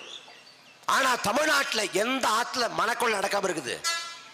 வாய்க்கால் தொடங்கி ஆறு வரை அத்தனை இடங்களையும் மணக்கொள்ள. நாம் பிறந்துட்டோம், வாழ்ந்து கொண்டிருக்கோம், நாம் இறந்து போகலாம். 10 ஆண்டுலையோ 20 ஆண்டுலையோ 30 ஆண்டுலையோ 40 ஆண்டுலையோ நாம் இறந்து போகலாம். நமக்கு பிறகாக ஒரு தலைமுறை இந்த பூமி பந்தில் வாழணும். இதே ஆயக்கரமடத்தில், இதே தகட்டூர்ல, இதே வாய்மேட்டில் வாழணும். வாழ்வதற்கு ஏற்ற இடமா இந்த நிலம் இருக்கா? இன்னைக்கே தண்ணீர் தட்டுப்பாடு, தண்ணீர் சிக்கல். இன்னும் 25 ஆண்டுகள் கழிச்சு யோசிச்சு பாருங்க, இந்த நிலத்துல வாழ முடியாது என்கிற நிலம் உருவாகும். ஒரு நாட்டில், ஒரு நிலத்துல போர் ஏற்பட்டு வாழ முடியாது அகதிகளாக இடம்பெயர்ந்தா கூட போர் முடிஞ்ச பிறகு, அமைதி திரும்பிய பிறகு மீள் குடியேற்றம் செய்ய முடியும். போர் முடிஞ்சிருச்சு அப்படின்னு தன் தாயகத்துக்கு மீண்டு வர முடியும். ஆனா ஒரு நிலத்தில் நீர் இல்லாமலோ, காற்று மாசுபட்டோ, சுற்றுச்சூழல் சீர்கட்டோ அந்த நிலத்தை விட்டு இடம்பெயர்ந்தால் எந்த காலத்தையும் திரும்ப முடியாது. நாம் நீர் இல்லாத, தண்ணீர் இல்லாத இந்த நிலத்தை விட்டு இடம்பெயர்ந்தால் எந்த காலத்தையும் தண்ணி கிடைக்காது. தென்னாப்பிரிக்காவில் கேப்டவுன்ங்கிற ஒரு இடம் இருக்குது. அந்த நகரத்தை 2018ஆம் ஆண்டு நீரற்ற நகரம் அறிவிக்கிறேன். அங்க ஜீரோ வாட்டர் அறிவிக்கிறேன். தண்ணியே இல்லை. அங்க ஒரு மனுஷன் ஒரு நாளைக்கு 25 லிட்டர் தான் தண்ணியை பயன்படுத்தணும். அதுக்கு மேல பயன்படுத்தின அபராதம் 25,000 ரூபாய் அபராதம். தென்னாப்பிரிக்காவுக்கு இந்திய கிரிக்கெட் அணி கிரிக்கெட் விளையாட போறப்ப கிரிக்கெட் வீரர்களுக்கு கட்டுப்பாடு போடுறேன், நீங்க 2 நிமிஷத்துக்கு மேல குடிக்க கூடாது, தண்ணீர் சிக்கல்னு. அந்த நிலையை நோக்கி இந்த நிலங்கள் போய்கொண்டிருக்கு. அன்பு சொந்தங்களே, எங்க வேணாலும் தண்ணீர் தட்டுப்பாடு வரலாம், தண்ணீர் பஞ்சம் வரலாம். தமிழ்நாட்டில் வரலாமா? அதிகப்படியான மழை பொழிவை கொண்ட நிலம் நிலம். விசும்பின் துளி வீழின் அல்லல் மாற்றாங்கே பசும்புல் தலை காண்பது அறிங்கிறார். வானத்திலிருந்து ஒரு துளி மழை துளி கீழே விழாவிட்டால் ஒரு பசும்புல் கூட தலை காட்ட முடியாதுங்கிற. அந்த மழை பொழிவு தமிழ்நாட்டில் அதிகம். தமிழ்நாட்டில் வறட்சியான மாவட்டம் எதுன்னு கேட்டா நமக்கு ராமநாதபுரம், சிவகங்கைன்னு சொல்லுவோம். அந்த ராமநாதபுரத்தில் பெய்யக்கூடிய மழையில ஒரு விழுக்காடு கூட பெறாத Dubai, Qatar, Oman, Saudi Arabia போன்ற நாடுகள் தண்ணீரை விட்டுட்டான். துபாயில மழைக்காலமும் காலம் இல்லை. நம்ம ஊர்ல ஐப்பசி கார்த்திகையில மழை பொழியும். ஆனா துபாயில மழைக்காலம் காலம் இல்லை, கேட்டு பாருங்க. அங்க மழை பொழிகிறதே அரிதினும் அரிதான ஒன்று. அதே போல சவுதி அரேபியாவில் ஆறே இல்லை, ஜீவ நதிகள் இல்லை. அந்த ஆறே இல்லாத சவுதி அரேபியாவில் தண்ணீர் தட்டுப்பாடு இல்லை, தண்ணீர் பஞ்சம் இல்லை. மழைப்பொழிவு இல்லாத துபாயிலேயோ கத்தார்லேயோ ஓமன்லேயோ தண்ணீர் தட்டுப்பாடு இல்லை, தண்ணீர் பஞ்சம் இல்லை. ஏன்னா அங்க கடல் இருக்கு, கடல் தண்ணி இருக்கு, அந்த தண்ணி உப்பா இருக்கு. அவன் என்ன பண்றான், அந்த கடல் தண்ணியை சுத்திகரிச்சு தன் மக்களுக்கு கொடுத்துட்றான். மழைப்பொழிவு இல்ல, அவன் மாற்று வாய்ப்பு பாக்குறான். கடல் தான், கடல் தண்ணி உப்பா இருக்கு, அதை சுத்திகரிச்சு தன் மக்களுக்கு கொடுத்துட்றான். இத்தனைக்கும் துபாயையோ கத்தாரையோ ஓமனையோ சவுதி அரேபியாவையோ ஆள்வது மக்களாட்சி இல்லை.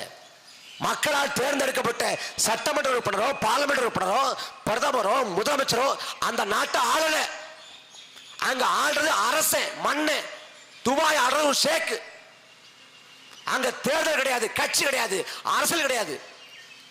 ஆனா அந்த மன்னன் ஆள்ற போது கூட தன் மக்களுக்கு, தன் குடும்பத்தாருக்கு, தன் உறவுகளுக்கு மட்டும் தண்ணி கிடைச்சா போதும் நினைக்கல. கடைக்கோடி வரைக்கும் தண்ணியை சாட்சிப்படுத்திருக்க. ஆனா தமிழ்நாட்டில் மிதமிஞ்சி அளவுக்கு மழைப்பொழிவு இருக்கு.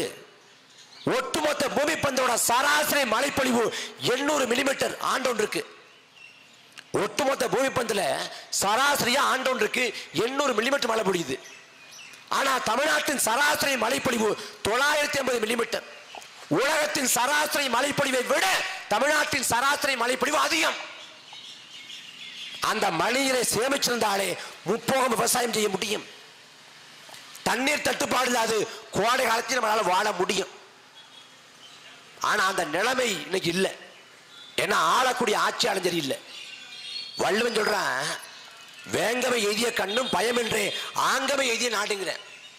ஒரு நாட்டில் எல்லா வளம் இருந்தாலும் ஆளக்கூடிய அரசன், ஆளக்கூடிய ஆட்சியாளர் சரியில்லை என்றால் அந்த நாடு வாழாதுங்கிற. அதான் நிலைமை. இங்க என்ன வளம் இல்லை, என்ன வளம் இல்லை. இந்த திருநாட்டில் ஏன் கையை ஏந்த வெளிநாட்டில் என்று பாடியது போல என்ன வளம் இல்லை, எல்லா வளமும் இருக்கு. ஆனால் எல்லா வளம் இருந்தும் இந்த நிலம் கையேந்து நிற்பதற்கு காரணம் என்ன? ஆளக்கூடிய ஆட்சியாளர். 60 ஆண்டுகள திராவிட ஆட்சி, 60 ஆண்டுகள் ஆட்சி தமிழ்நாட்டை முன்னேற்றிருக்கான. நாம் பார்க்கிறோம், ஜப்பான்கிற தேசம் உழைப்புக்கு பேர் போன தேசம், ஒரு முன்னேறிய தேசம் ஜப்பான். அந்த ஜப்பான் 2ஆம் உலக போரில் வீழ்த்தப்பட்டுச்சு. ஹிரோஷிமா நாகசாகின்னு 2 இடங்கள்ல அணுகுண்ட போட்ட அமெரிக்கா வீழ்த்தப்பட்டது. ஜப்பான் உலக வரைபடத்தில் ஜப்பான் இருக்காது என்று நினைச்சான். ஆனா அந்த ஜப்பான்கிற நாடு 40 ஆண்டு காலத்துல உயர்ந்து வந்தான். காரணம் அந்த நிலத்தை ஆண்ட ஆட்சியாளர். அதே போல ஆசியாவின் தீண்டத்தகாத நகரம் என்று வர்ணிக்கப்பட்டது சிங்கப்பூர் மாநகரம். சிங்கப்பூர்ல எந்த வளமும் இல்லை, வாழ வாய்ப்பும் இல்லை, முடிஞ்சு போச்சு நினைச்சான். ஆனா 33 ஆண்டு காலம் சிங்கப்பூரை ஆண்ட லீ குவானிங்கிற பெருமகன் அந்த நிலத்தை மேல தூக்கி கொண்டு வந்த. ஆனா தமிழ்நாட்டை திமுகவும் அதிமுகவும் 60 ஆண்டு காலம், ஏறக்குறைய 60 ஆண்டு காலம் ஆண்டு கிடது. என்ன முன்னேற்றம் இருக்கு, என்ன வாய்ப்பு இருக்கு? கருணாநிதி ஒண்ணும் இல்லாம போனாரு, திருக்கோவிலிருந்து கிளம்பி சென்னைக்கு. இன்னைக்கு ஆசியாவில் எண்ணக்கூடிய மிகப்பெரிய பணக்கார குடும்பம் கருணாநிதி குடும்பம். ஆனா நமது வாழ்க்கை தரம் உயர்ந்திருக்கா? அமைச்சர் பிடிஆர் பழனிவேல் தியாகராஜன் பதிவு பண்றாரு, அவரோட ஒளிநாடா வந்துச்சு ஒரு 2 ஆண்டுக்கு முன்னாடி. அந்த ஒளிநாடா சொல்றாரு, சபரீசனும் உதயநிதியும் சேர்ந்து 3 ஆண்டு காலத்துல 30,000 கோடியை கொள்ளையடிச்சிருக்காங்கன்னு. 3 ஆண்டு காலத்துல 30,000 கோடி. உன் கற்பனைக்கும் உன் கனவுக்கும் எட்டாத பணம் 30,000 கோடி. எவ்வளவு 1000 ரூபாய் காசுக்கு ஆளா பிறக்கிறோம், கடன் வாங்குறோம், பிள்ளைகளின் படிப்பு செலவுக்கு கையேந்திரம் கடன் வாங்குறோம், வங்கியில போய் கூலி குறுகி நிக்கிறோம் பிள்ளைகளோட படிப்பு செலவுக்கு. ஒவ்வொரு மாசம் பிறந்தா திணறோம். தீபாவளி பொங்கல் பண்டிகை வருதா, எப்படி சமாளிக்க போறோம், எப்படி கடக்க போறோம் தெரியாம அவ்வளவு விழிப்புஞ்சு நிக்கிறோம். 1000 ரூபாய் காசுக்கு 2000 ரூபாய் காசுக்கு. ஆனா நாட்டை ஆளக்கூடிய ஆட்சியாளர் பல 100 கோடியில கொள்ளடிச்சு வச்சிருக்கேன். மக்கள்கிட்ட காசு இல்ல, மக்கள் கையேந்திரான், மக்கள் வறுமையில் இருக்கான், மக்கள் ஏழ்மையில் இருக்கான். கஜானாவிலையும் காசு இல்ல, 8 லட்சம் கோடி கடன், மக்கள்கிட்டையும் காசு இல்ல, கஜானாலையும் காசு இல்ல. ஆனா ஆளக்கூடிய ஆட்சியாளர்கள் மீது சொத்து குவிப்பு வழக்கு இருக்கு. யார் மேல இல்ல? யார் மேல இல்ல? எல்லார் மேல இருக்கு. ஆனா இந்த திமுகவும் இந்த அதிமுகவும் உங்களை காப்பாற்றும் எப்படி நம்புறீங்க? எப்படி நம்புறீங்க? என்ன செஞ்சிட போறாங்க? திரும்ப திமுக வந்து திரும்ப அதிமுக வந்து இந்த மக்கள் என்ன செஞ்சிட போறாங்க? திமுக வந்து நேற்று தொடங்கப்பட்ட இயக்கம் இல்ல, 75 ஆண்டுகால இயக்கம். இந்த நாடு விடுதலை பெற்று 2 ஆண்டு கழித்து தொடங்கப்பட்ட இயக்கம் திமுக. 1949ஆம் ஆண்டு தொடங்கப்பட்ட இயக்கம் திமுக. 6 முறை தமிழ்நாட்டை ஆண்ட இயக்கம் திமுக. இந்தியாவில் முதல் முறையாக ஒரு மாநில கட்சி ஆட்சி பிடித்ததுன்னா 67 இதே திமுக. மத்திய அமைச்சரவையிலே அதிகப்படியான ஆண்டுகள் அங்க வச்ச கட்சி திமுக. 1 ஆண்டு 2 ஆண்டுல 18 ஆண்டு 18 ஆண்டு மத்திய அமைச்சரவையிலே அங்க வச்ச கட்சி திமுக. 99 தொடங்கி 2013 வரை தொடர்ச்சியா 14 ஆண்டில் மத்திய அமைச்சரவையில் இடம். மன்மோகன் சிங், வாஜ்பாய் 2 வெவ்வேறு பிரதமர் மாறி மாறி வர்றாங்க. ஆனா 2 அமைச்சர்களையும் திமுக இருக்கு. 2004 தொடங்கி 2009 காலகட்டம் பெரும்பான்மை இல்லாத காங்கிரஸ் மத்தியில் மன்மோகன் சிங் பிரதமர். அன்றைக்கு தமிழ்நாட்டை ஆண்டு கொண்டிருந்த திமுக சொல்வதைத்தான் காங்கிரஸ் கேட்டது. அன்றைய காலகட்டத்தில் இந்த திமுக மாநில உரிமைக்காக பேசியது என்ன பேசினாங்க? கல்வியை வந்து பொதுப்பட்டியலிருந்து மாநில பட்டியலுக்கு கொண்டு வந்தாங்களா? மாநில சுயாட்சி நிலைநாட்டினாங்களா? ஆளுநர் பதவி நீக்கினாங்களா? காவிரி சிக்கலை தீர்த்து விட்டாங்களா? முல்லை பெரியாரோட நீர்மட்டத்தை உயர்த்தினாங்களா? கச்சத்தீவை மீட்டெடுத்தாங்களா? எந்த உரிமையை நிலைநாட்டினாங்க? எந்த மக்கள் வாழ்வாதார உரிமைக்காக அன்றைக்கு அழுத்தம் கொடுத்தாங்க? எதுவும் இல்லை, எதுவும் இல்லை. ஆனா திரும்பவும் திமுக ஓட்ட போடணும், திரும்பவும் அதிமுக ஓட்ட போடணும். கருணாநிதி ஆண்டாரு, ஸ்டாலின் ஆண்டு கொண்டிருக்காரு. அடுத்து உதயநிதிக்கு ஆசை வருது, நாமளும் முதலமைச்சர் ஆகணும். ராஜராஜ சோழன், ராஜேந்திர சோழன் கூட தமிழ்நாட்டை இவ்வளவு ஆண்டுகளும் ஆளல. ஆனா கருணாநிதியும் கருணாநிதி மகனும் இப்ப அவர் பேரனும் ஆள துடிக்கிறாங்க. நாமளும் திரும்ப ரெட்டடைக்கு ஓட்ட போடுறது, உதயசூழலுக்கு ஓட்ட போடுறது. நமக்கு ஒரு உளவியல் நோய். ரெட்டலைக்கே போட்டு பழக்கமாயிடுச்சு, உதயசூழலுக்கே போட்டு பழக்கமாயிடுச்சுன்ட்டு. ரெட்டலை சின்னத்தில் கருணாநிதி வேட்பாளர் இருந்தா கூட அதிமுக ஓட்ட போட்டுருவேன். உதயசூழன் சின்னத்தில் ஜெயலலிதா வேட்பாளர் இருந்தா கூட திமுக ஓட்ட போட்டுருவேன். ஏன்னா இக்கொள்கையோ கோட்பாடோ நிறுத்தக்கூடிய வேட்பாளரோ தேர்தல் வாக்குறுதியோ எதையும் வச்சுக்கிறது இல்லை. ரெட்டலையா ஒரு குத்து, உதயசூழனா ஒரு குத்து. நீ குத்துட்டு போயிடுற, அவன் 5 வருஷத்துக்கு குத்து குத்தும் குத்துறேன். அப்புறம் குத்துதையே குறையுதுன்னா யார் என்ன செய்ய முடியும்? யாருக்கு என்ன செய்ய முடியும்?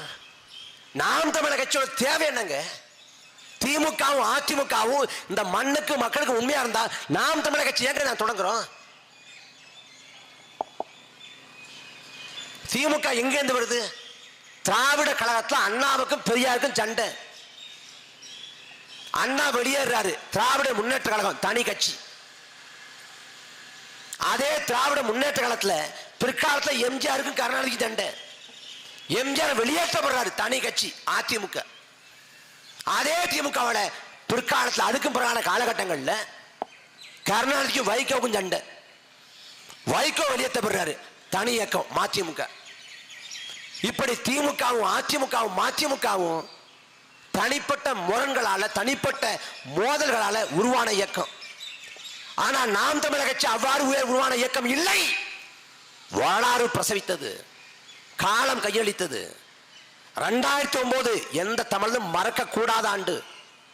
மே 18 எந்த தமிழனும் கடந்து போக முடியாத நாள். 2009 மே 18 லட்சக்கணக்கான தமிழர்களை கொத்து கொண்டுகளை வீசி கொண்டொழித்து விட்டு, ஒட்டுமொத்தமாக 2 லட்சம் தமிழர்களை துள்ள துடிக்க படுகொலை செய்து விட்டு, அவ்வளவுதான் தமிழர்களை கொண்டொழித்து விட்டோம். உங்கள் புலிக்கொடியை தாழ்த்தி விட்டோம், இறக்கி விட்டோம். உங்கள் தேச கனவை நொறுக்கி விட்டோம். உங்கள் தலைவர் பிரபாகரனை கொண்டொழித்து விட்டோம் என்று சொல்லி மண்ணை முத்தமிட்டு சிரித்தான் ராஜபக்சே. 2009 மே 18 அன்னைக்கு உலகம் முழுக்க வாழ்ந்த தமிழன் தலைவர் உடலை போன்ற உடலை தொலைக்காட்சியை பார்த்தபோது கண்ணீர் வடிச்சான். ஐயோ எல்லாம் போச்சேன்னு கதறணும். வீட்டை விட்டு வெளியேற முடியாது, அவமானம் தாழாது, மனம் புழுங்கணும். எந்த நாளில் அங்கு வீழ்த்தப்பட்டதாக உலகம் நினைத்ததோ, இந்திய வல்லாதிக்கம் எங்களை ஏலம் செய்ததோ, அதே மே 18 குறிவித்து 2010ஆம் ஆண்டு உலகம் முழுக்க வாழ்ந்த தமிழர்களை திரட்டி, நாம் தமிழங்கிற தேசிய உணவுக்குள்ள திரட்டி நாங்கள் பெரும் படையா உருவானோம். ஒரு ஆண்டு 2 ஆண்டுல 15 ஆண்டுகள பயணம். 15 ஆண்டு காலம் காவிரி சிக்கல், முல்லை பெரியாறு, பாலாறு, கச்சத்தீவு, மேத்தேடு, ஹைட்ரோகார்பன், 8 வழிச்சாலை, உயிர்மழுத்த கோபுரம், அணுவுல அணுக்களி மையம், எல்லா சிக்கலுக்கும் போராடி இருக்கோம். காவிரி சிக்கல்ல இருந்து எல்லாத்துக்கும் போராடி இருக்கோம். தானே புயல், ஒக்கி புயல், நிவர் புயல், மிக்ஜாம் புயல், கஜா புயல், சென்னை பெருவெள்ளம், எல்லா மக்கள் கஷ்டப்பட்ட காலத்தையும் மக்களோட மக்களான்னு உதவி பண்ணியிருக்கோம். நாம் தமிழர் கட்சி பொருளாதார வலிமை இல்லை, ஆனா கஜா இந்த தஞ்சை தரணி ஒட்டுமொத்தமாக நிலை குலைந்து நின்ற வேளையில உலகம் முழுக்க வாழ்ந்த தமிழர்கிட்ட கையேந்தி 12 கோடிக்கு மேலான மதிப்புள்ள பொருட்களை மக்களுக்கு நிவாரணமா கொடுத்தோம். அதிகாரம் இல்லை, செஞ்சு கொண்டிருக்கோம். நான் மக்கள் இருந்து மக்களுக்காக வந்தவங்க. நாங்க நாம் தமிழக தொடங்கப்படுற வேளையில எனக்கு 2009 எனக்கு 18-19 வயசு. நான் இதே ஊர்ல இடும்பாவனம்ங்கிற ஒரு கிராமத்தில் பிறந்த ஒரு சாதாரண மகன் தான், ரொம்ப சாதாரண வந்தேன். நான் ஒரு பாலிடெக்னிக் கல்லூரியில் படிச்சுட்டு இருக்கேன். அப்ப ஈழப்படுகொலை, ஈழத்துல மக்கள் கொண்டொழிக்கப்படுறாங்க. அந்த ஈழப்படுகொலை தாழாது முத்துக்குமாகிற ஒரு இளைஞர் தீக்குளிச்சு சேர்ந்து போறான் அண்ணன். அந்த தீக்குளித்த செய்தி அன்னைக்கு காட்டு தீயா பரவுது. முத்துக்குமார் தீக்குளித்த பிறகு தமிழ்நாடு முழுக்க ஒரு புரட்சி நெருப்பு வெடிச்சிடக்கூடாதுங்கிறதுனால, அன்றைக்கு ஆண்ட கருணாநிதி தமிழ்நாட்டில் எந்த எழுச்சி ஏற்படாது கூடாதுங்கிறதுனால பள்ளி கல்லூரிக்கு விடுமுறை விடுறாரு.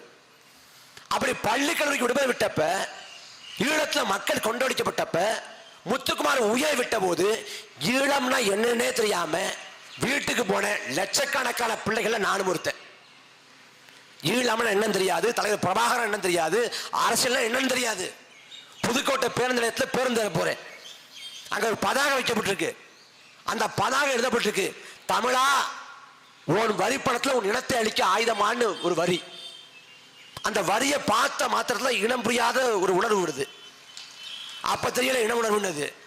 காலப்போக்கில் லட்சக்கணக்கான மக்கள் செத்து விழுந்த பிறகு இந்த சமயத்தை இதை மறந்து கடந்து போனோம்னா நாம் தாண்டா ராஜபக்ச விட மோசமான துரோகியா போவோம், பாவியா போவோம்னு ஒரு குற்ற உணர்ச்சி வருது. அந்த குற்ற உணர்ச்சிகளை எல்லாம் தள்ளி விட்டுருது. நாங்கெல்லாம் இந்த இடத்துல நிற்கிறோம்.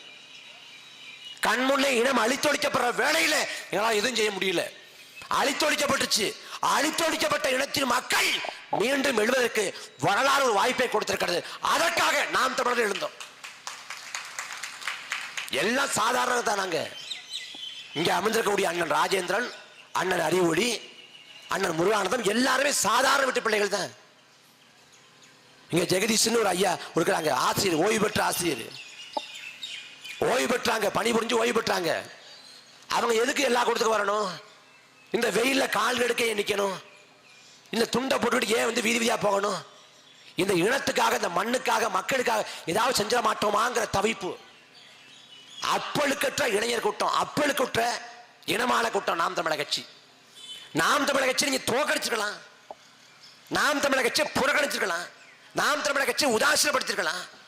ஆனா இந்த நிலத்தை தமிழுக்கு, தமிழருக்கு, தமிழர் தாயத்துக்கு ஒண்ணுன்னா முதல்ல நாம் தமிழர் கட்சி களத்துல நிற்கும், நின்றுகிட்டு இருக்கு. எங்கள் தோல்வி எங்களுக்கான தோல்வி இல்ல, எங்களுக்கான தோல்வி இல்ல. நாங்கள் வென்றாலும் சரி, தோற்றாலும் சரி, இந்த களத்தில் நிற்போம். களத்தை நின்று கொண்டிருக்கோம்.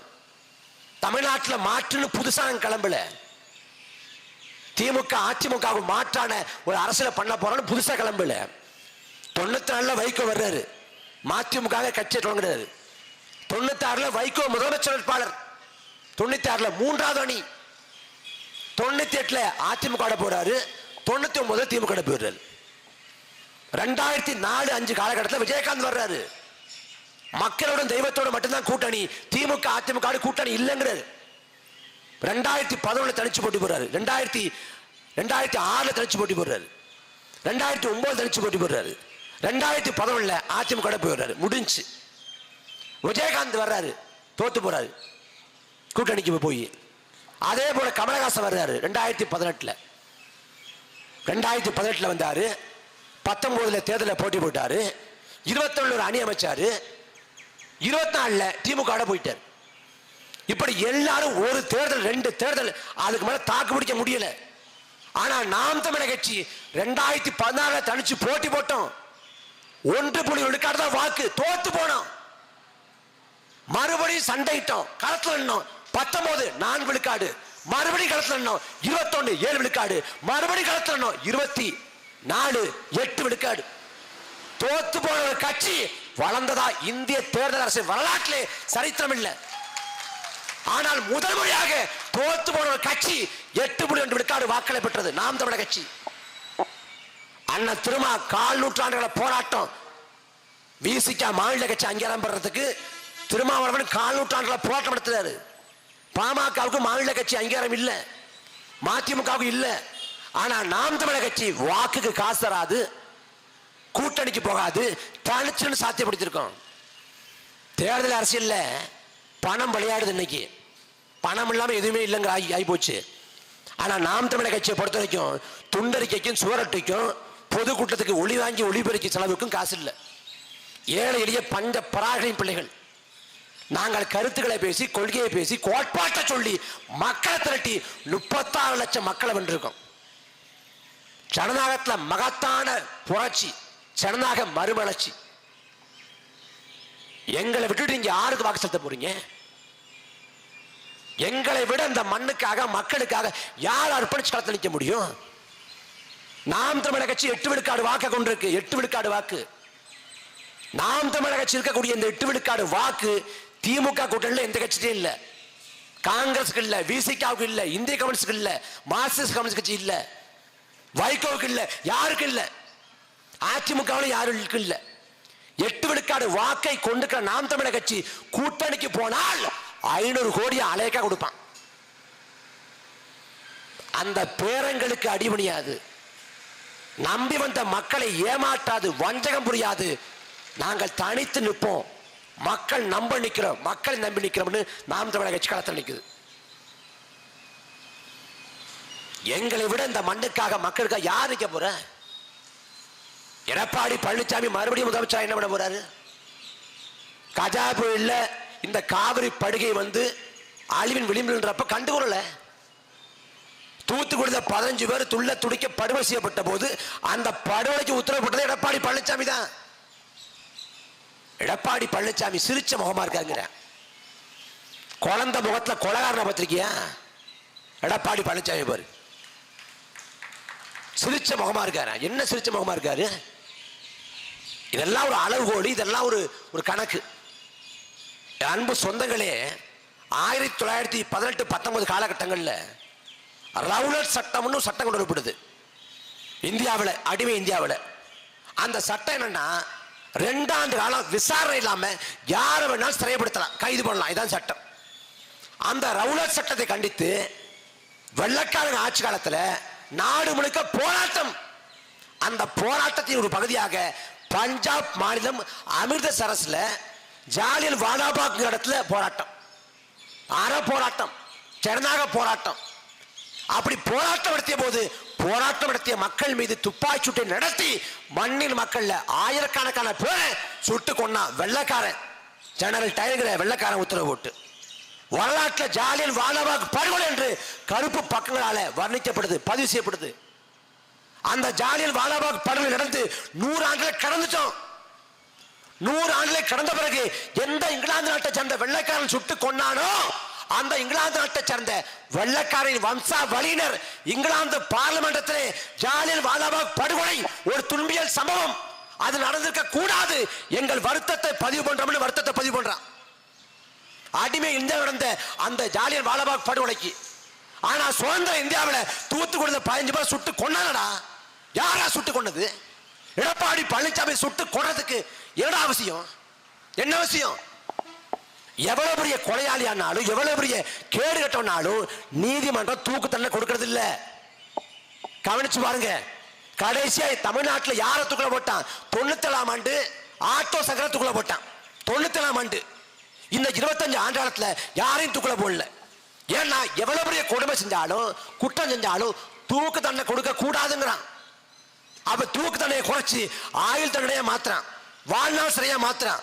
கொலை குற்றம் புரிஞ்சவனையே கொல்லக்கூடாது என்று நீதிமன்ற பரிபாலன அமைப்புரை சொல்கிறது என்றால், அப்பாவி அப்பழுக்கற்ற மக்கள், அந்த அப்பழுக்கற்ற மக்கள் மீது துப்பாக்கி சூடு நடத்தி 15 பேரை கொல்ல வேண்டிய அவசியம் என்ன? ஸ்டெர்லைட்னு ஆலைன்னு ஒரு ஆலை இருக்குங்க. அந்த ஆலையினால சுற்றுச்சூழல் மாசுபடுது, காற்று மாசுபடுது, நிலம் மாசுபடுது, நீர் மாசுபடுது, பல்லுறு பெருக்கம் கெட்டு போகுது. ஒரு கர்ப்பிணி பெண் வாழ்ந்தா கரு தரிக்க முடியல, இவ்வளவு சிக்கல் வருது. அப்ப அந்த ஸ்டெர்லைட் ஆலையை மூட சொல்லி அறவழியில மண்ணில் மக்கள் போராட்டம் பண்றேன். சாதி கடந்து மதம் துறந்து அரசியல் வேறுபாடுகளை துறந்து தொடர்ச்சியா போராட்டம். 3 மாசம் போராட்டம், தினந்தோறும் போராட்டம், 99 நாட்கள் போராட்டம் பண்றேன். அரசு கண்டுகொள்ளல, கோரிக்கைக்கு செவி சாய்க்கல, அதிகாரியோ அமைச்சரோ முதலமைச்சரோ யாரும் வந்து பார்க்கல, இந்த ஓஎஸ் மணியன் உட்பட. 100வது நாள்ல மாவட்ட ஆட்சி அலுவலகத்தை நோக்கி ஒரு கவனஈர்ப்பு பேரணி பண்ணி இந்த ஸ்டெர்லைட் ஆலை ஏன் மூடணுங்கிற கோரிக்கையை வலியுறுத்தி நம்ம போகலாம்னு போறாங்க. அப்படி கவனஈர்ப்பு பேரணி போறப்ப அந்த போன மக்கள்ல யார் இருந்தா தெரியுமா? மாற்றுத்திறனாளிகள், முதியவர்கள், பெண்கள், குழந்தைகள் இருந்தாங்க. கையில ஆயுதம் இல்ல, கத்தி இல்ல, கடப்பார் இல்ல, வெட்டர்வாள் இல்ல, வேல்கம்பு இல்ல, எதுவும் இல்ல. கையில சாப்பாட்டு பொட்டலம், மூட்டை முடிச்சு, தண்ணீர் போத்தல் இதை எடுத்துட்டு போறாங்க. நிராயுத பாணியா மக்கள் முழக்கம் போட்டு போறாங்க. அப்படி போனப்ப யார் வந்து அந்த களத்துல விரியமாக ஸ்டெர்லைட் ஆலையை மூட சொல்லி போராடினாங்களோ அவங்களை எல்லாம் குறிபார்த்து சுட்டு கொண்டது அதிமுக அரசு. குறிபார்த்து சுட்டு கொண்ட அந்த போராட்ட காலத்துல 19-17 வயசு நிரம்பிய ஸ்னோலிங்கிற தங்கச்சியும் போற. விடுமுறை காலத்துல பள்ளி படிப்பை முடித்து விட்டு கல்லூரி கனவோடு காத்திருக்கா. விடுமுறை காலத்துல மக்களோடு போராடுறான், முழக்கம் போடுறான், ஸ்டெர்லைட் ஆலையை மூடு முழக்கம் போட்டு நடந்து போற. அந்த தங்கச்சிக்கு ஒரு அசைக்க முடியாத நம்பிக்கை, நாம ஒரு படிக்கிற பிள்ளை, நாம ஒரு பெண் பிள்ளை, நம்மளை காவல்துறை வந்து கண்ணியமா நடத்தும், நம்மளை எதுவும் பண்ணிட மாட்டாங்கன்னு. அந்த 17-18 வயசு தங்கச்சி ஸ்டோலின குறிபார்த்து துப்பாக்கி நடத்தி துப்பாக்கி தோட்டா வாய் வழியாக பாய்ந்து மூளை சிதறி போய் இறந்து போனான். ஸ்டோலிங்க 18-17 வயசு தங்கச்சி. அந்த ஸ்டோலின் செஞ்ச பாவம் என்ன? தமிழச்சியாக பிறந்ததை தவிர அந்த ஸ்டோலினை கொண்ட அதிமுக ஓட்டு. அப்படி ஸ்டோலினை படுகொலை செஞ்சப்ப இந்த படுகொலை என்னால் சகித்துக் கொள்ள முடியாது என்று அதிமுக விட்டு வெளியேறி வந்து ஓஎஸ் மணியை தனியார் சுயேட்சையை போட்டி போட்டார்னா மானஸ்தே. மக்களை கொன்ன கட்சி நின்னுகிட்டு நீ என்ன யோக்கிய வேஷம் போடுற? என்ன அளவு வச்சிருக்கான் பாருங்க. ஓஎஸ் மணிக்கு ஓட்டு போடணும் எதுக்கு? அவர் கல்யாணம் விடுந்தாலும் வந்துருவாரு, சாவு விடுந்தாலும் வந்துருவாரு. மறுபடி ஓட்டு போட்டீங்க, தொகுதியே சாவு விடா மாறி போகும். இது சாபம் இல்ல, உணர்ந்து சொல்றேன். எதுக்கு போடணும்? வேதரத்னத்துக்கு ஓட்டு போட்டீங்கல்ல, ஓட்டு போட்டவங்க சொல்லுங்க. ஐயா எஸ்கே வேதரத்னம் அவர்கள் அவங்க 3 முறை சட்டமன்ற உறுப்பினர் இருந்தப்ப இந்த தொகுதியில இவ்வளவு மேம்பாடு செஞ்சிருக்காங்க, தொகுதியை வளர்த்து கொண்டு வந்திருக்காங்க, தொகுதிக்குள்ள வேலை வாய்ப்புக்காக இந்த திட்டங்களை உருவாக்கியிருக்காங்க, தொகுதிக்குள்ள உட்கட்டுமானத்தை உருவாக்கியிருக்காங்க, இந்த ஏரியை, இந்த குளத்தை, இந்த வாய்க்காலை சரி பண்ணிருக்காங்கன்னு சொல்லுங்க. இல்ல ஓஎஸ் மணியம் பண்ணியிருக்காரு, அவர் அமைச்சர் இருந்தப்ப அந்த அமைச்சகத்தின் கீழே இவ்வளவு வேலை வாய்ப்புகளை இந்த தொகுதிக்குள்ள உருவாக்கி கொடுத்திருக்காரு. அதன் மூலமா இவ்வளவு இளைஞர்கள் பயன்பட்டு இருக்காங்க, இவ்வளவு மக்கள் வந்து நன்மை அடைஞ்சிருக்காங்க சொல்லுங்க. எதுவும் இல்ல. தொகுதி முழுமைக்கும் பார்த்தா மண்ணை கொள்ளடிச்சு கொண்டு போயிட்டு இருக்காங்க. இந்த திமுக அதிமுக இந்த கட்சிகளுக்கு பேதம் இல்லாம டெண்டர் எடுத்து கமிஷன் பார்க்கறது. மருதூர்ல கட்சிகளுக்கிடையே ஒத்துமை பாருங்க. காவிரி சிக்கல்ல திமுகவும் அதிமுகவும் 1-2 போராடாது. முல்லை பெரியாற்றுல திமுக அதிமுகவும் 1-2 போராடாது. பாலாத்துல திமுக அதிமுக 1-2 போராடாது. ஆனா மருதூர்ல டாஸ்மாக் கடை கொண்டு வரத்துல திமுக அதிமுக ஒரே திசையில் நிக்குது. மதுபான கடையை கொண்டு வர மாட்டேன்னு முழுசா நிறுத்தல. இன்னும் 10 மாச காலம் தேர்தல் வரப்போகுது. தேர்தல் வரைக்கும் தள்ளி வச்சிருக்கேன். அவன் தேர்தல் வரைக்கும் தள்ளி வச்சது போல இந்த தேர்தலை 2 கட்சியும் தள்ளி வைக்கணும். டாஸ்மாக் கடையை கொண்டு வர சொல்லி கம்யூனிஸ்ட் போராட்டம் பண்றாங்களாம். கம்யூனிசம்ங்கிறது ஒரு மகத்தான கோட்பாடுங்க. யார் கம்யூனிஸ்ட்? அடிமைத்தனம் எங்கெல்லாம் இருக்கிறதோ அங்கெல்லாம் என் கால்கள் பயணிக்கும்.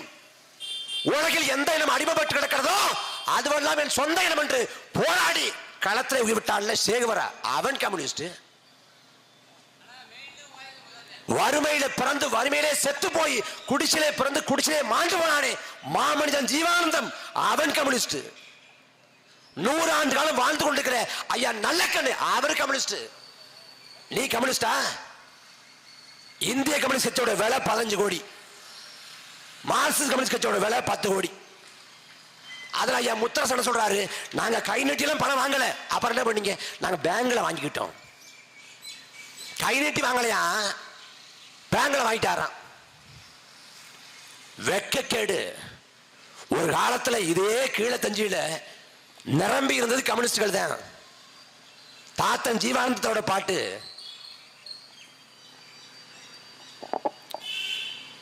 அந்த பாட்டை பாடி காலுக்கு செருப்பும் இல்லை, கால்வெட்டு கஞ்சும் இல்லை, கூழுக்கு உழைத்தமடா தோளா, பசேட்டு போனமாடான் ஜீவா பாடினாரு.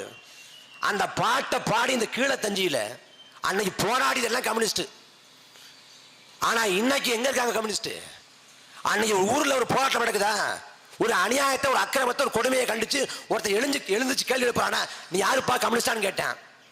இன்னைக்கு அப்படி கேட்கறது இல்ல. ஒரு ஊர்ல ஒரு கலகம் பண்றான், மக்களுக்காக பேசுறான், நீ நாம் தமிழான்னு கேட்கிறேன், நீ சீமான் தம்பியான்னு கேட்கிறேன். நாங்க தான் மக்களோட நிற்கிறோம். உண்மையான கம்யூனிஸ்ட்கள் நாங்க தான். செந்தில் பாலாஜிக்கு ஆதரவா போராட்டம் பண்ற நீ கம்யூனிஸ்டா? செந்தில் பாலாஜி யாரு? ஒரு ஊழல் பெருச்சாளி. செந்தில் பாலாஜிக்கு ஆதரவா போராட்டம் பண்றாங்க. அன்பு சொந்தங்களே, 2016ஆம் ஆண்டு சட்டமன்ற பொது தேர்தலின் போது 2 தொகுதி தேர்தல் தள்ளி வைக்கிறாங்க.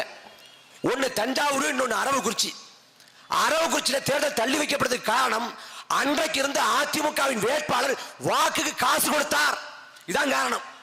அன்றைக்கு அதிமுக வேட்பாளர் இருந்தது இந்த செந்தில் பாலாஜி.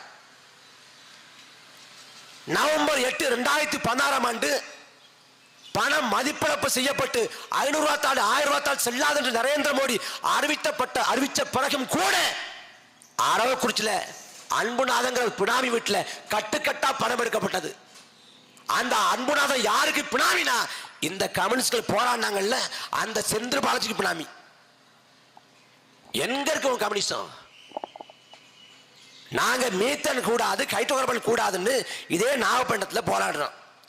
நீ ஓஎன்சிக்கு ஆதரவா போராட்டம் பண்ற. எங்க இருக்கு கம்யூனிஸ்ட் கோட்பாடு? எங்க இருக்கு கம்யூனிஸ்ட் கோட்பாடு? உழைக்கும் மக்களோடு அன்றாடங்காட்சிகளோடு நாம் தமிழக கட்சி களத்தில் நிக்குது. சென்னையில போராட்டங்க.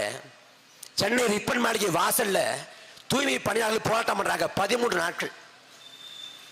அவங்களோட கோரிக்கை என்னன்னா, இந்த மாநகராட்சி தூய்மை பணியை தனியார்ட்ட கொடுத்துறாதீங்க. தனியார்ட்ட கொடுத்தா எங்க வாழ்வாதாரம் கேள்விக்குறியாயிடும், எங்க பணி பாதுகாப்பு இல்லாம போயிடும். அப்ப தனியார் மையம் கூடாது. இதான் கோரிக்கை, பிரதான கோரிக்கை. இதை வச்சு 13 நாட்கள் ரிப்பன் மாளிகை வாசல்ல போராட்டம் பண்றாங்க தூய்மை பணியாளர்கள். அந்த போராடக்கூடிய மக்களின் கோரிக்கை நியாயமானது, அவங்க போராட்டமும் நியாயமானது. அந்த போராடிய மக்களின் கோரிக்கைக்கு செவி சாய்க்காது அவங்க மேல காவல்துறை ஏவி விட்டு அடிச்சு உடைச்சு போராட்டத்தை கலைக்குது இந்த திமுக. ஐயா ஸ்டாலினோட அரசு என்ன கூத்துனா, தூய்மை பணியாளர்கள் போராட்டத்தை எந்த அரசு ஒடுக்குதோ அந்த அரசோட தலைவர் ஐயா ஸ்டாலினை வச்சுக்கிட்டு கம்யூனிஸ்ட் கட்சிக்கும் எங்களுக்குமான உறவு, லட்சிய உறவு, கொள்கை உறவுன்னு ஐயா ஸ்டாலின் பேசுறாரு. முத்தரசன் கைத்தட்டி ரசிக்குது. சோசலிச கீபாவை மீட்போம் இந்த முழக்கத்தை வச்சு ஒரு நிகழ்வு. அந்த நிகழ்வில் யார் சிறப்பளிப்பாளர்னா ஐயா ஸ்டாலின். சோசலிச கீபாவை மீட்க கிளம்பிட்டாங்க. ஆனா அங்கேருந்து பக்கத்தில் இருக்கக்கூடிய சென்னையில் பக்கத்தில் இருக்கக்கூடிய ரிப்பன் மாளிகை வாசல் இருக்கக்கூடிய தூய்மை பணியாளர்கள் போராட்டம், தூய்மை பணியாளர் போராட்டத்தை பற்றி கண்டுகொள்ள. எப்படிப்பட்ட ஆட்சியாளர்கள், எப்படிப்பட்ட நாடகங்கள்! அதுவும் ஐயா ஸ்டாலின் இருக்காரு பாருங்க, இந்த நூற்றாண்டில் பார்க்க முடியாத ஒரு பெருந்தலைவர். அவரோட அறிவு கூர்மை, அந்த புத்தி இருக்கு பாருங்க, அதெல்லாம் எங்கேயோ போயிடும். ஐயா ஸ்டாலின் பரப்புரைக்கு போறார், 2021 பரப்புரைக்கு போறாரு. அப்போ ஒரு உணர்ச்சி வயப்பட்டு ஒரு அம்மா என் பிள்ளைக்கு பேர் வைங்க அப்படின்னு கொடுக்குது. பிள்ளைய மேல இருந்து கேட்கிறாரு, என்னம்மா புள்ள பேர் என்னம்மா கேட்கிறாரு. புள்ள பேர் என்னம்மா, புள்ளையோட அப்பா பேர் என்னம்மா கேட்கிறாரு. கேட்ட உடனே சேகலாவதிங்குது. இவர் என்ன ஜெயகடாவா, இந்த ஜெயகடாவின் மகனுக்கு நான் கருணாநிதி பேரை சுட்டுங்குது. சேகலாவதிங்குது, இது ஜெயகடாங்கிறார். இவரு யாரோ பாதிக்கப்பட்ட ஒரு குடும்பத்தை பார்க்க போறாரு ஐயா ஸ்டாலின். பார்க்க அப்புறமா உட்கார்ந்துருக்காரு, பக்கத்தில் ஒரு இளைஞர் உட்கார்ந்துருக்காரு. அங்கே ஒரு அம்மா வர்றாங்க, இது யாரு உங்க தங்கச்சியா கேட்கிறாரு. இல்லை என் ஒய்ஃபு அப்படிங்கிறாரு அவரு. உடனே அவர் கல்யாணம் ஆயிடுச்சா, கல்யாணம் ஆனதான் ஒய்ஃபு. அதுவும் 2021 மக்கள்கிட்ட குறை கேட்கன்னு கிளம்பி போனார் பாருங்க. கிளம்பி போற வழியில ஏதோ ஊர்ல மனு கொடுத்துட்டு அவன் காத்திருக்கான். அந்த மனு எடுத்து ஐயா ஸ்டாலின் படிக்கிறாங்க. படிக்கிறப்ப சகோதரி திருமலை அவர்கள் தனது கணவனை காணும் என்று புகார் கொடுத்துக்கிறார் அப்படின்னு படிக்குது. ஆனா என்ன இருக்குன்னா, அவன் கணவமாட்ட காணும் கொடுத்திருக்கான், இவர் கணவனை காணும் படிக்குது. சரி கணவமாடு கணவன் எழுத்து பார்க்கிறப்ப மாற்றி தெரியுது அப்படின்னு புரிஞ்சுக்கலாம். தோல் தூர பார்வை கிட்ட பார்வை புரிஞ்சுக்கலாம். திருமலங்கிறது ஆம்பளை பெண் கூட தெரியாது. ஆனா இவரையும் நம்பிட்டு இவரை போல தலைவர் எங்கேயுமே இல்லைங்க. பத்திரிகையாளர் சந்திப்புல எழுதி கொடுத்துறாங்க. எழுதி கொடுத்தவனை எடுத்து படிக்கிறார். அப்படியே ஒரு 15 நொடி இதற்கு அந்த துறை சார்ந்த அமைச்சர் பதில் சொல்லுவார். தமிழ்நாட்டின் சாப கேடுங்க. அறிவுல, ஆற்றல்ல, வீரத்துல, மானத்துல, ஒழுக்கத்துல, அறத்துல எல்லாத்தையும் சிறந்து விளங்குற நிலந்த தமிழ்நாடு. தமிழ்நாடுங்கிறப்ப ஒரு மாநிலம் நினைக்கக்கூடாது. இந்தியாவில் இருக்கக்கூடிய மாநிலத்தில் ஒன்று நினைக்கக்கூடாது. தமிழர்களின் வரலாற்று தாய் நிலம். இந்தியாங்கிற நாடு பிறப்பிற்கு முன்பிருந்தே இந்த நிலம் தமிழ்நாடு தான். 11ஆம் நூற்றாண்டுல பாடுறான், 21ஆம் நூற்றாண்டுல வாழ்ந்து கொண்டு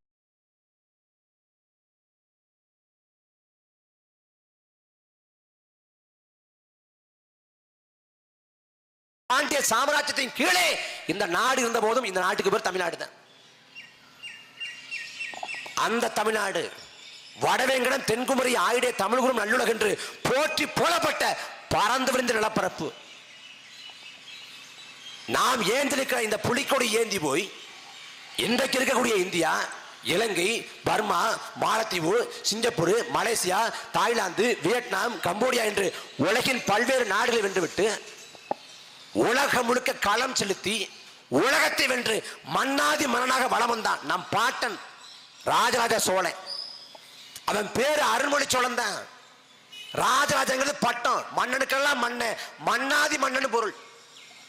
அவன் மகன் அரசேந்திர சோழன் இன்றைக்கு இருக்கக்கூடிய மலேசியாவை வென்றுட்டு கடாரம் கொண்டான் என்று பெயர் பெற்றான். 1000 ஆண்டுக்கு முன்பாக ராஜராஜ சோழனும் ராஜேந்திர சோழனும் எந்தெந்த இடங்களுக்கெல்லாம் அரசாக போனானோ அதே இடத்துக்கு 1000 ஆண்டுக்கு பின்பாக நாம் போறோம். அகதியாக, அடிமையாக, கூலியாக போய் நிற்கிறோம். தென்னாப்பிரிக்கன் வைர சுரங்கங்கள்ல, மலேசியாவின் ரப்பர் தோட்டங்கள்ல, இலங்கையின் தேயிலை தோட்டங்கள்ல, மோரிஷியஸ் கரும்பு தோட்டங்கள்ல உலகம் முழுக்க தமிழன் கூலியாக, அகதியாக நிற்கிறான். நம்மை போலவே யூதர்கள் வீழ்த்தப்பட்டார்கள், கொன்றடிக்கப்பட்டார்கள்.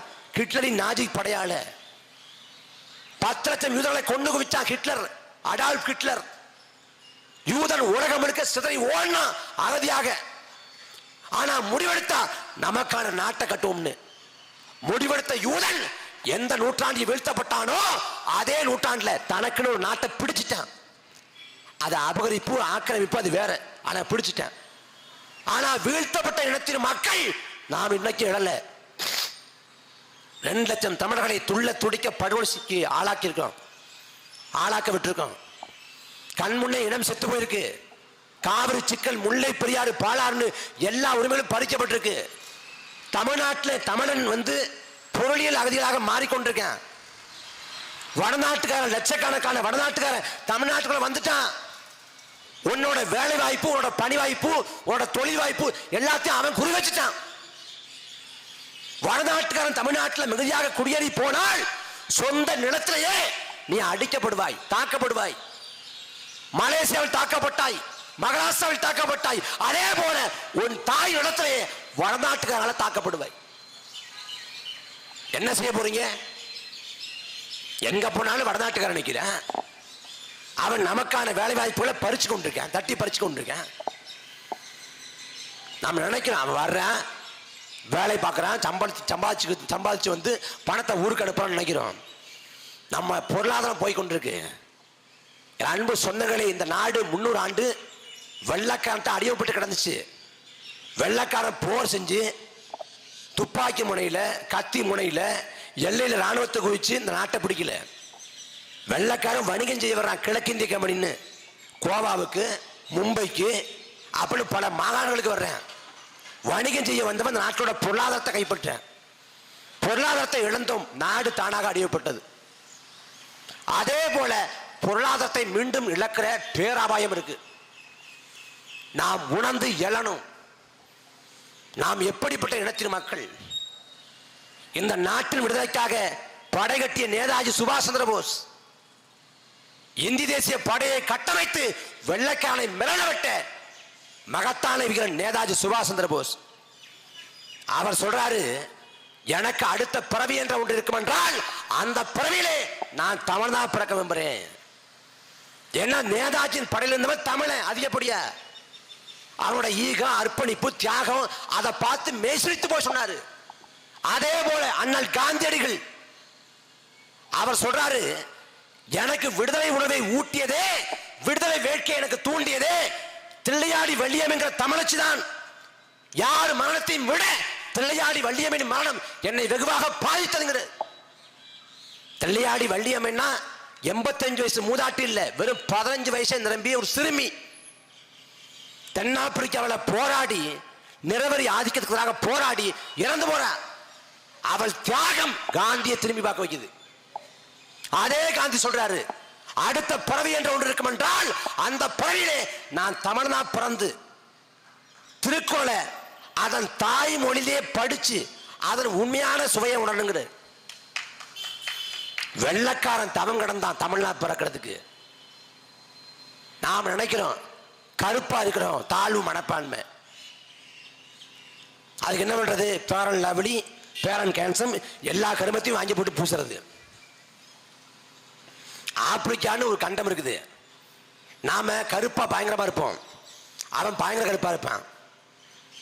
நம்ம ஊர்ல இந்த பேரன் லவ்லி, பேரன் கேன்சம் வாங்கி பூசுங்கள் 7 வாரத்தில் சிவப்பழகுங்கிறாள். அந்த ஆப்பிரிக்காவில் எல்லாருமே கருப்பா தான் இருப்பான். நம்ம ஊர்ல கூட மாநிலம் உண்டு, சிவப்பு நிறம் உண்டு, வெள்ளை நிறம் கூட உண்டு. ஆனா ஆப்பிரிக்காவில் ஒட்டுமொத்த பேரும் கருப்பன் தான். இந்த பேரன் லவ்லி, பேரன் கேன்சம் என்னைக்காவது ஆப்பிரிக்காவில் போய் சந்தைப்படுத்திருக்கானா? சந்தைப்படுத்த முடியுமா? முடியாது. ஏன்னா கருப்பு என்பதை அவன் தாழ்வு மனப்பான்மையை கெடுதல. என் முன்னோர்களின் எச்சம், நான் என் முன்னோட வழி வந்தது என்பதற்கான சான்று. அதுல அவமானம் இல்லைன்னு நினைக்கிறேன். நமக்கு கருப்புனா தாழ்வு மனப்பான்மை, உன் தாய்மொழி தமிழ்ல தாழ்வு மனப்பான்மை.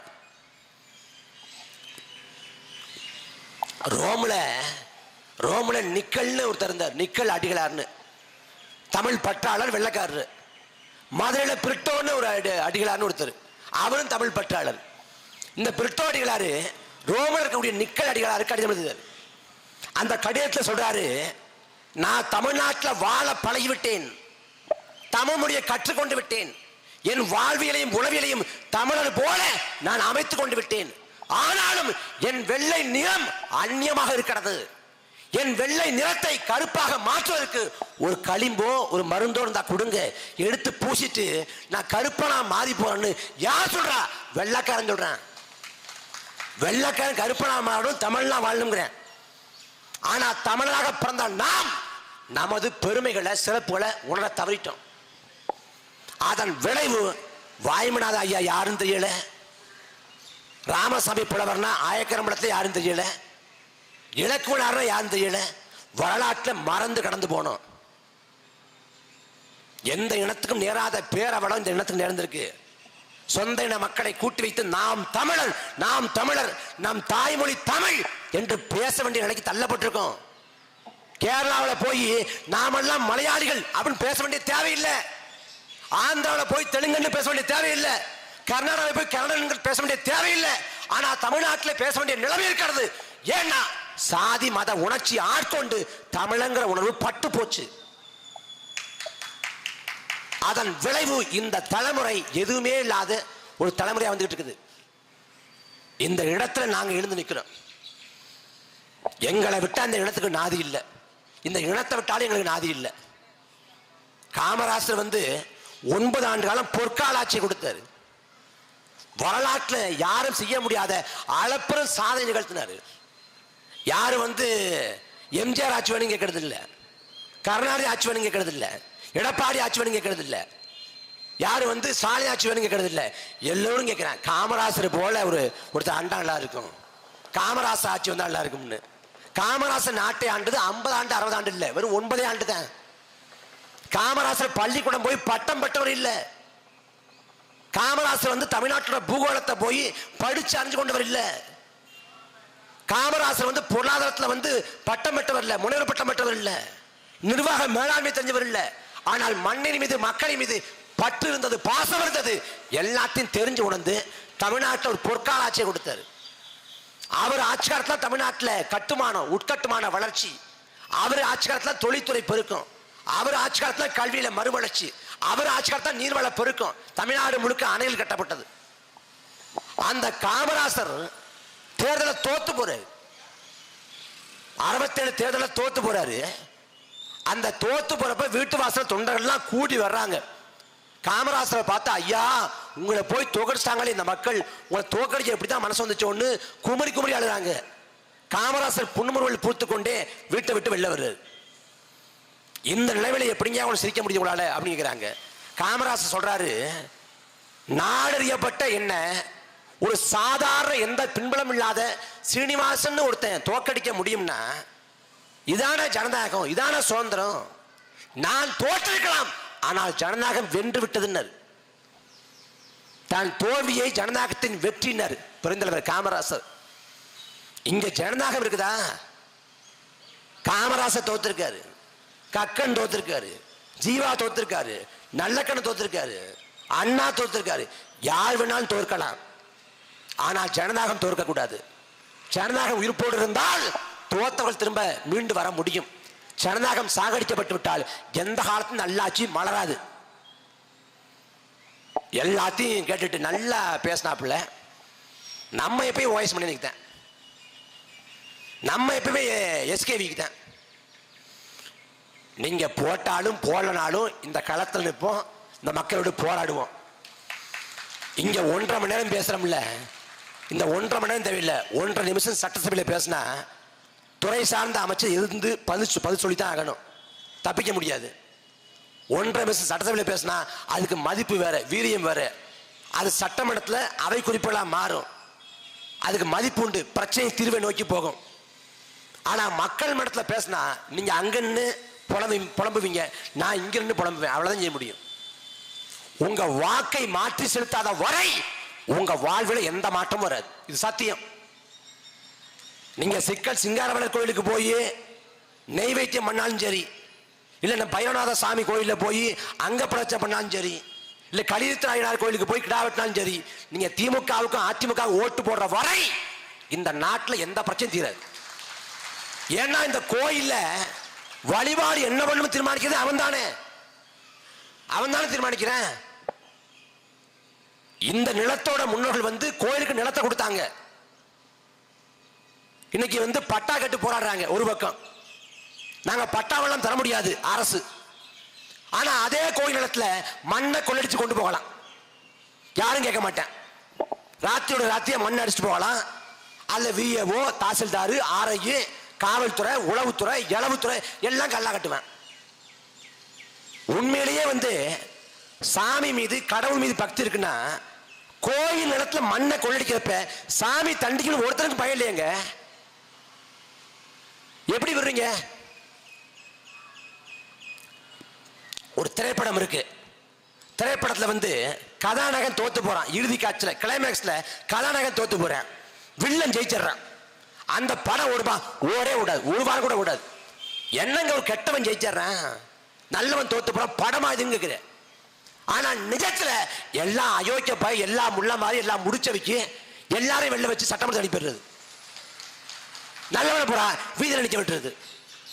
என் அன்பு சொந்தங்களே, ஒரு நாட்டில் அமைச்சர் சரியில்லை, அதிகாரிகள் சரியில்லை, முதலமைச்சர் சரியில்லை, பிரதமர் சரியில்லை, எது சரியில்லைனாலும் தப்பிச்சிடலாம், சமாளிச்சிடலாம். ஆனா ஒரு நாட்டில் மக்கள் சரியில்லைன்னா ஒண்ணும் செய்ய முடியாது. காந்தியவாதி சத்தியமூர்த்தி சொல்றாரு, மக்கள் மனங்கள்ல மக்கள் நாணயங்கள்ல லஞ்சம் ஊழல் ஊடுருவாம பார்த்துக்கணுங்கிற, மக்கள் ஊழல்வாதிகளா மாறிடக்கூடாதுங்கிற. நபிகள் நாயகர் சொல்றாரு, ஒரு காலம் வரும், ஒரு காலம் வரும், அந்த காலத்திலே நேர்மையோடு வாழ்வது என்பதே நெருப்பு துண்டுகளை கையில் வைத்திருப்பது ஒப்பாங்கிறார். ஒரு நாள் நேர்மையா வாழ முடியாதா? நெருப்பு துண்டை கையில வச்சிருந்தா சூடு தாங்காம எப்படி கீழே போட்டுவியோ அதே போல நேர்மையா வாழ முடியாதுங்கிறது.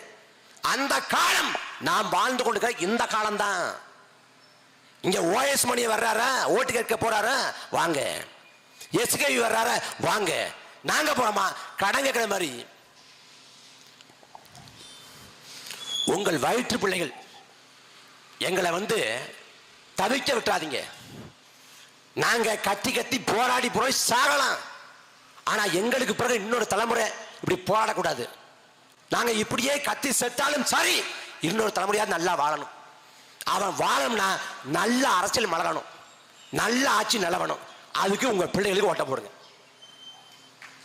காமராசர் பொற்கால ஆட்சியை கொடுத்த காமராசரை கவியரசு கண்ணதாசன் சொல்றாரு, காலத்தின் கடைசி கருணைங்கிறது. காமராசர் என்ன சொல்றாரு, சுருக்கமா சொல்றாரு, காலத்தின் கடைசி கருணை. காலம் ஒரு முறை கடைசியாக கருணையிட்டிருக்கிறது, இதை பயன்படுத்திக் கொள்ளுங்கள், இருக்க பிடித்துக் கொள்ளுங்கள். அதே போல வரலாற்றின் கடைசி வாய்ப்பு நாம் தமிழக கட்சி. அரசியல் சாக்கடையா? ஆம், அரசியல் சாக்கடை தான். அந்த சாக்கடையை சுத்தப்படுத்த வந்த துப்புரவு தொழிலாளிகள் தான் சீமானும் அவன் தம்பிகளும். நாங்க படிச்ச பிள்ளைகள் உணர்ந்து நிற்கிறோம். ஏன் இந்த வேலை செய்யணும்? 34 வயசு எனக்கு. நான் கட்சிக்கு வரவ 18 19 வயசு. என் வயதை ஒத்தவன் என் ஊர்ல என்ன வேலை செய்ய? வெளிநாட்டுக்கு போறாங்க, பொருளிட்டுறாங்க, இல்ல குடும்பத்தை பார்த்துட்டு போறாங்க. நான் ஏன் இந்த வேலை செய்யணும்? ஏன் செய்யணும்? 2018ஆம் ஆண்டு காவிரி மேலாண்மை வாரியம் அமைக்க சொல்லி அன்றைக்கு ஐபிஎல் மைதானத்தை முற்றுகிட்டு போராட்டம் என்ற வேலையில் காவல்துறை தாக்கியதாக என் மீது வழக்கு. அதுல கூடுதலா இன்னொரு வழக்கை சேர்த்து பொய் வழக்கு போட்டு குண்டாசை போட்டேன். 68 நாள் நான் புலசல்ல இருந்தேன். எதுக்கு? நான் தகராறு பண்ணிட்டு, தண்ணியை போட்டு தகராறு பண்ணிட்டு, இல்ல ஒரு தவறான காரியம் பண்ணிட்டு நான் சிறைக்கு போகல. நான் என் இனத்தோட உரிமைக்காக சிறைக்கு போனேன். அதே போல எங்க அண்ணன்கள் அவங்க இந்த இனத்தோட உரிமைக்காக, நலவாழ்வுக்காக பொருளாதாரத்தில் நடக்கிறாங்க. உட்கார்ந்துருக்க எங்க அண்ணன் நினைச்சா மகிழ்ச்சியோட வாழ்க்கை வாழ முடியும். வாழ்க்கையில எந்தவித சிக்கலும் இல்லாத, எந்தவித மன அழுத்தம் இல்லாத ஒரு வாழ்க்கை எங்க அண்ணன்கள் வாழ முடியும். ஆனா அதை விரும்பாத இந்த மண்ணுக்காக, மக்களுக்காக ஏதாவது ஒண்ணு செஞ்சுட்டு போகணும்னு நினைக்கிறாங்க. அதான் அந்த பிள்ளைகள் நிக்கிறோம். மன நிறைவு. மாமேதை மார்க்ஸ் சொல்றாரு, மாமேதை மார்க்ஸ், வாழ்க்கை மகத்துவமானது மக்களுக்காக உழைக்கும் போதுங்கிறது. நாங்களே அதான் சொல்றோம்.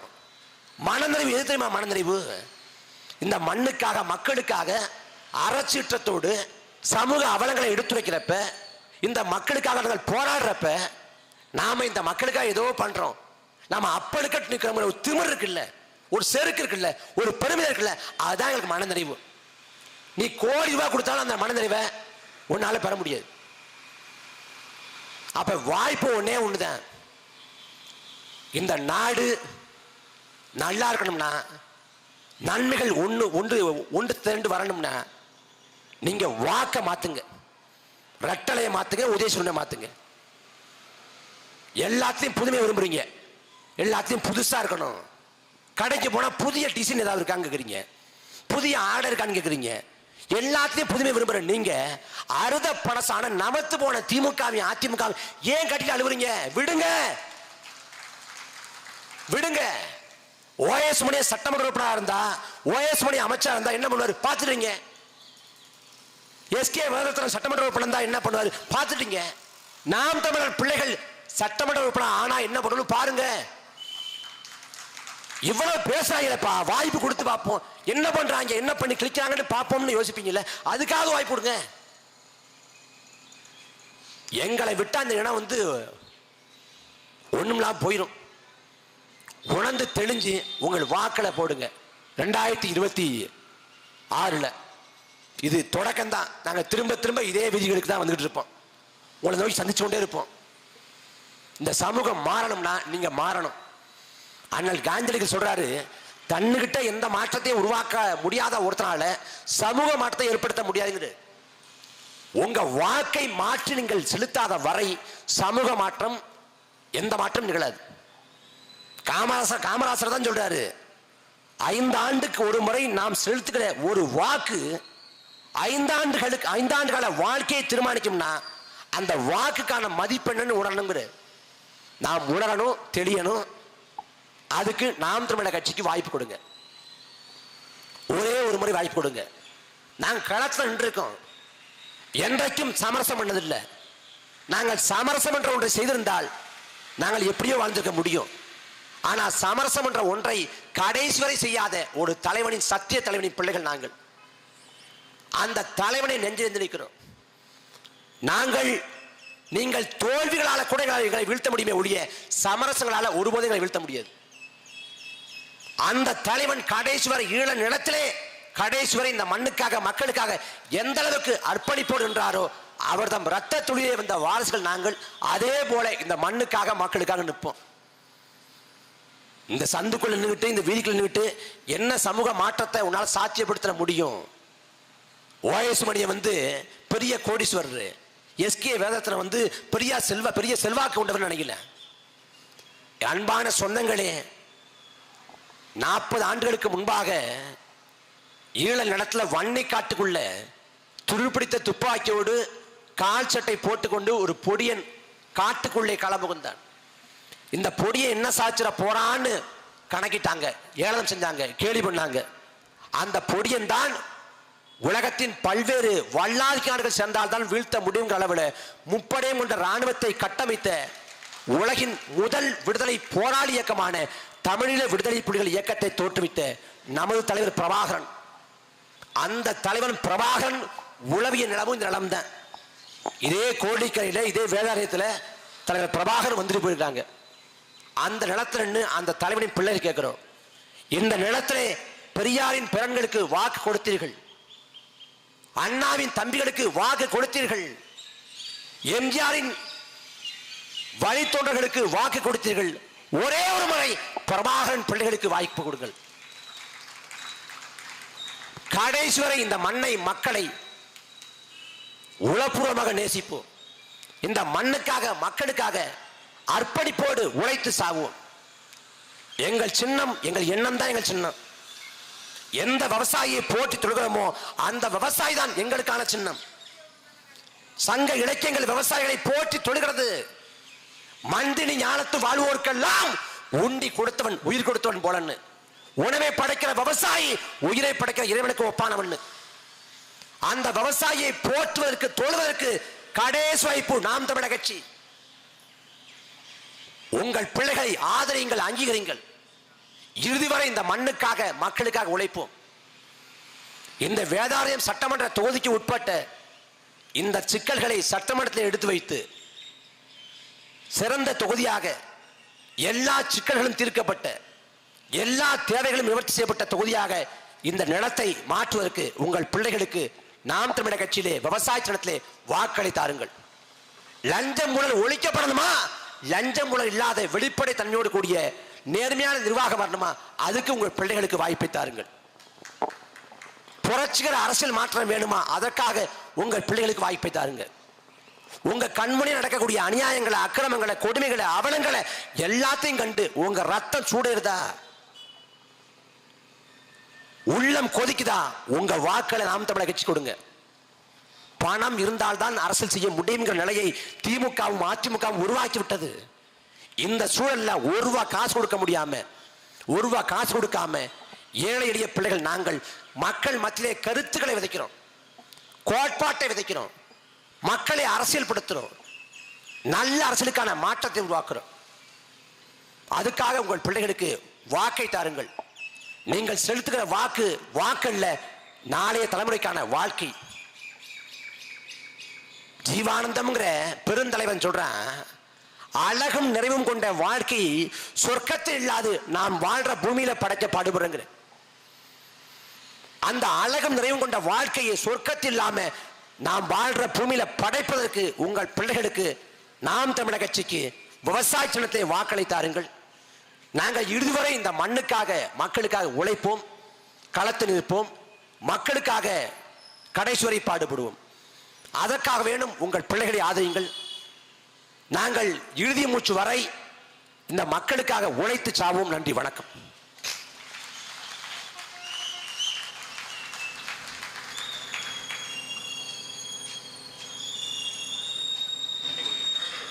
இதுவரை இந்த நிகழ்ச்சிக்கு அமைதி காத்து ஒத்துழைப்பு நல்கிய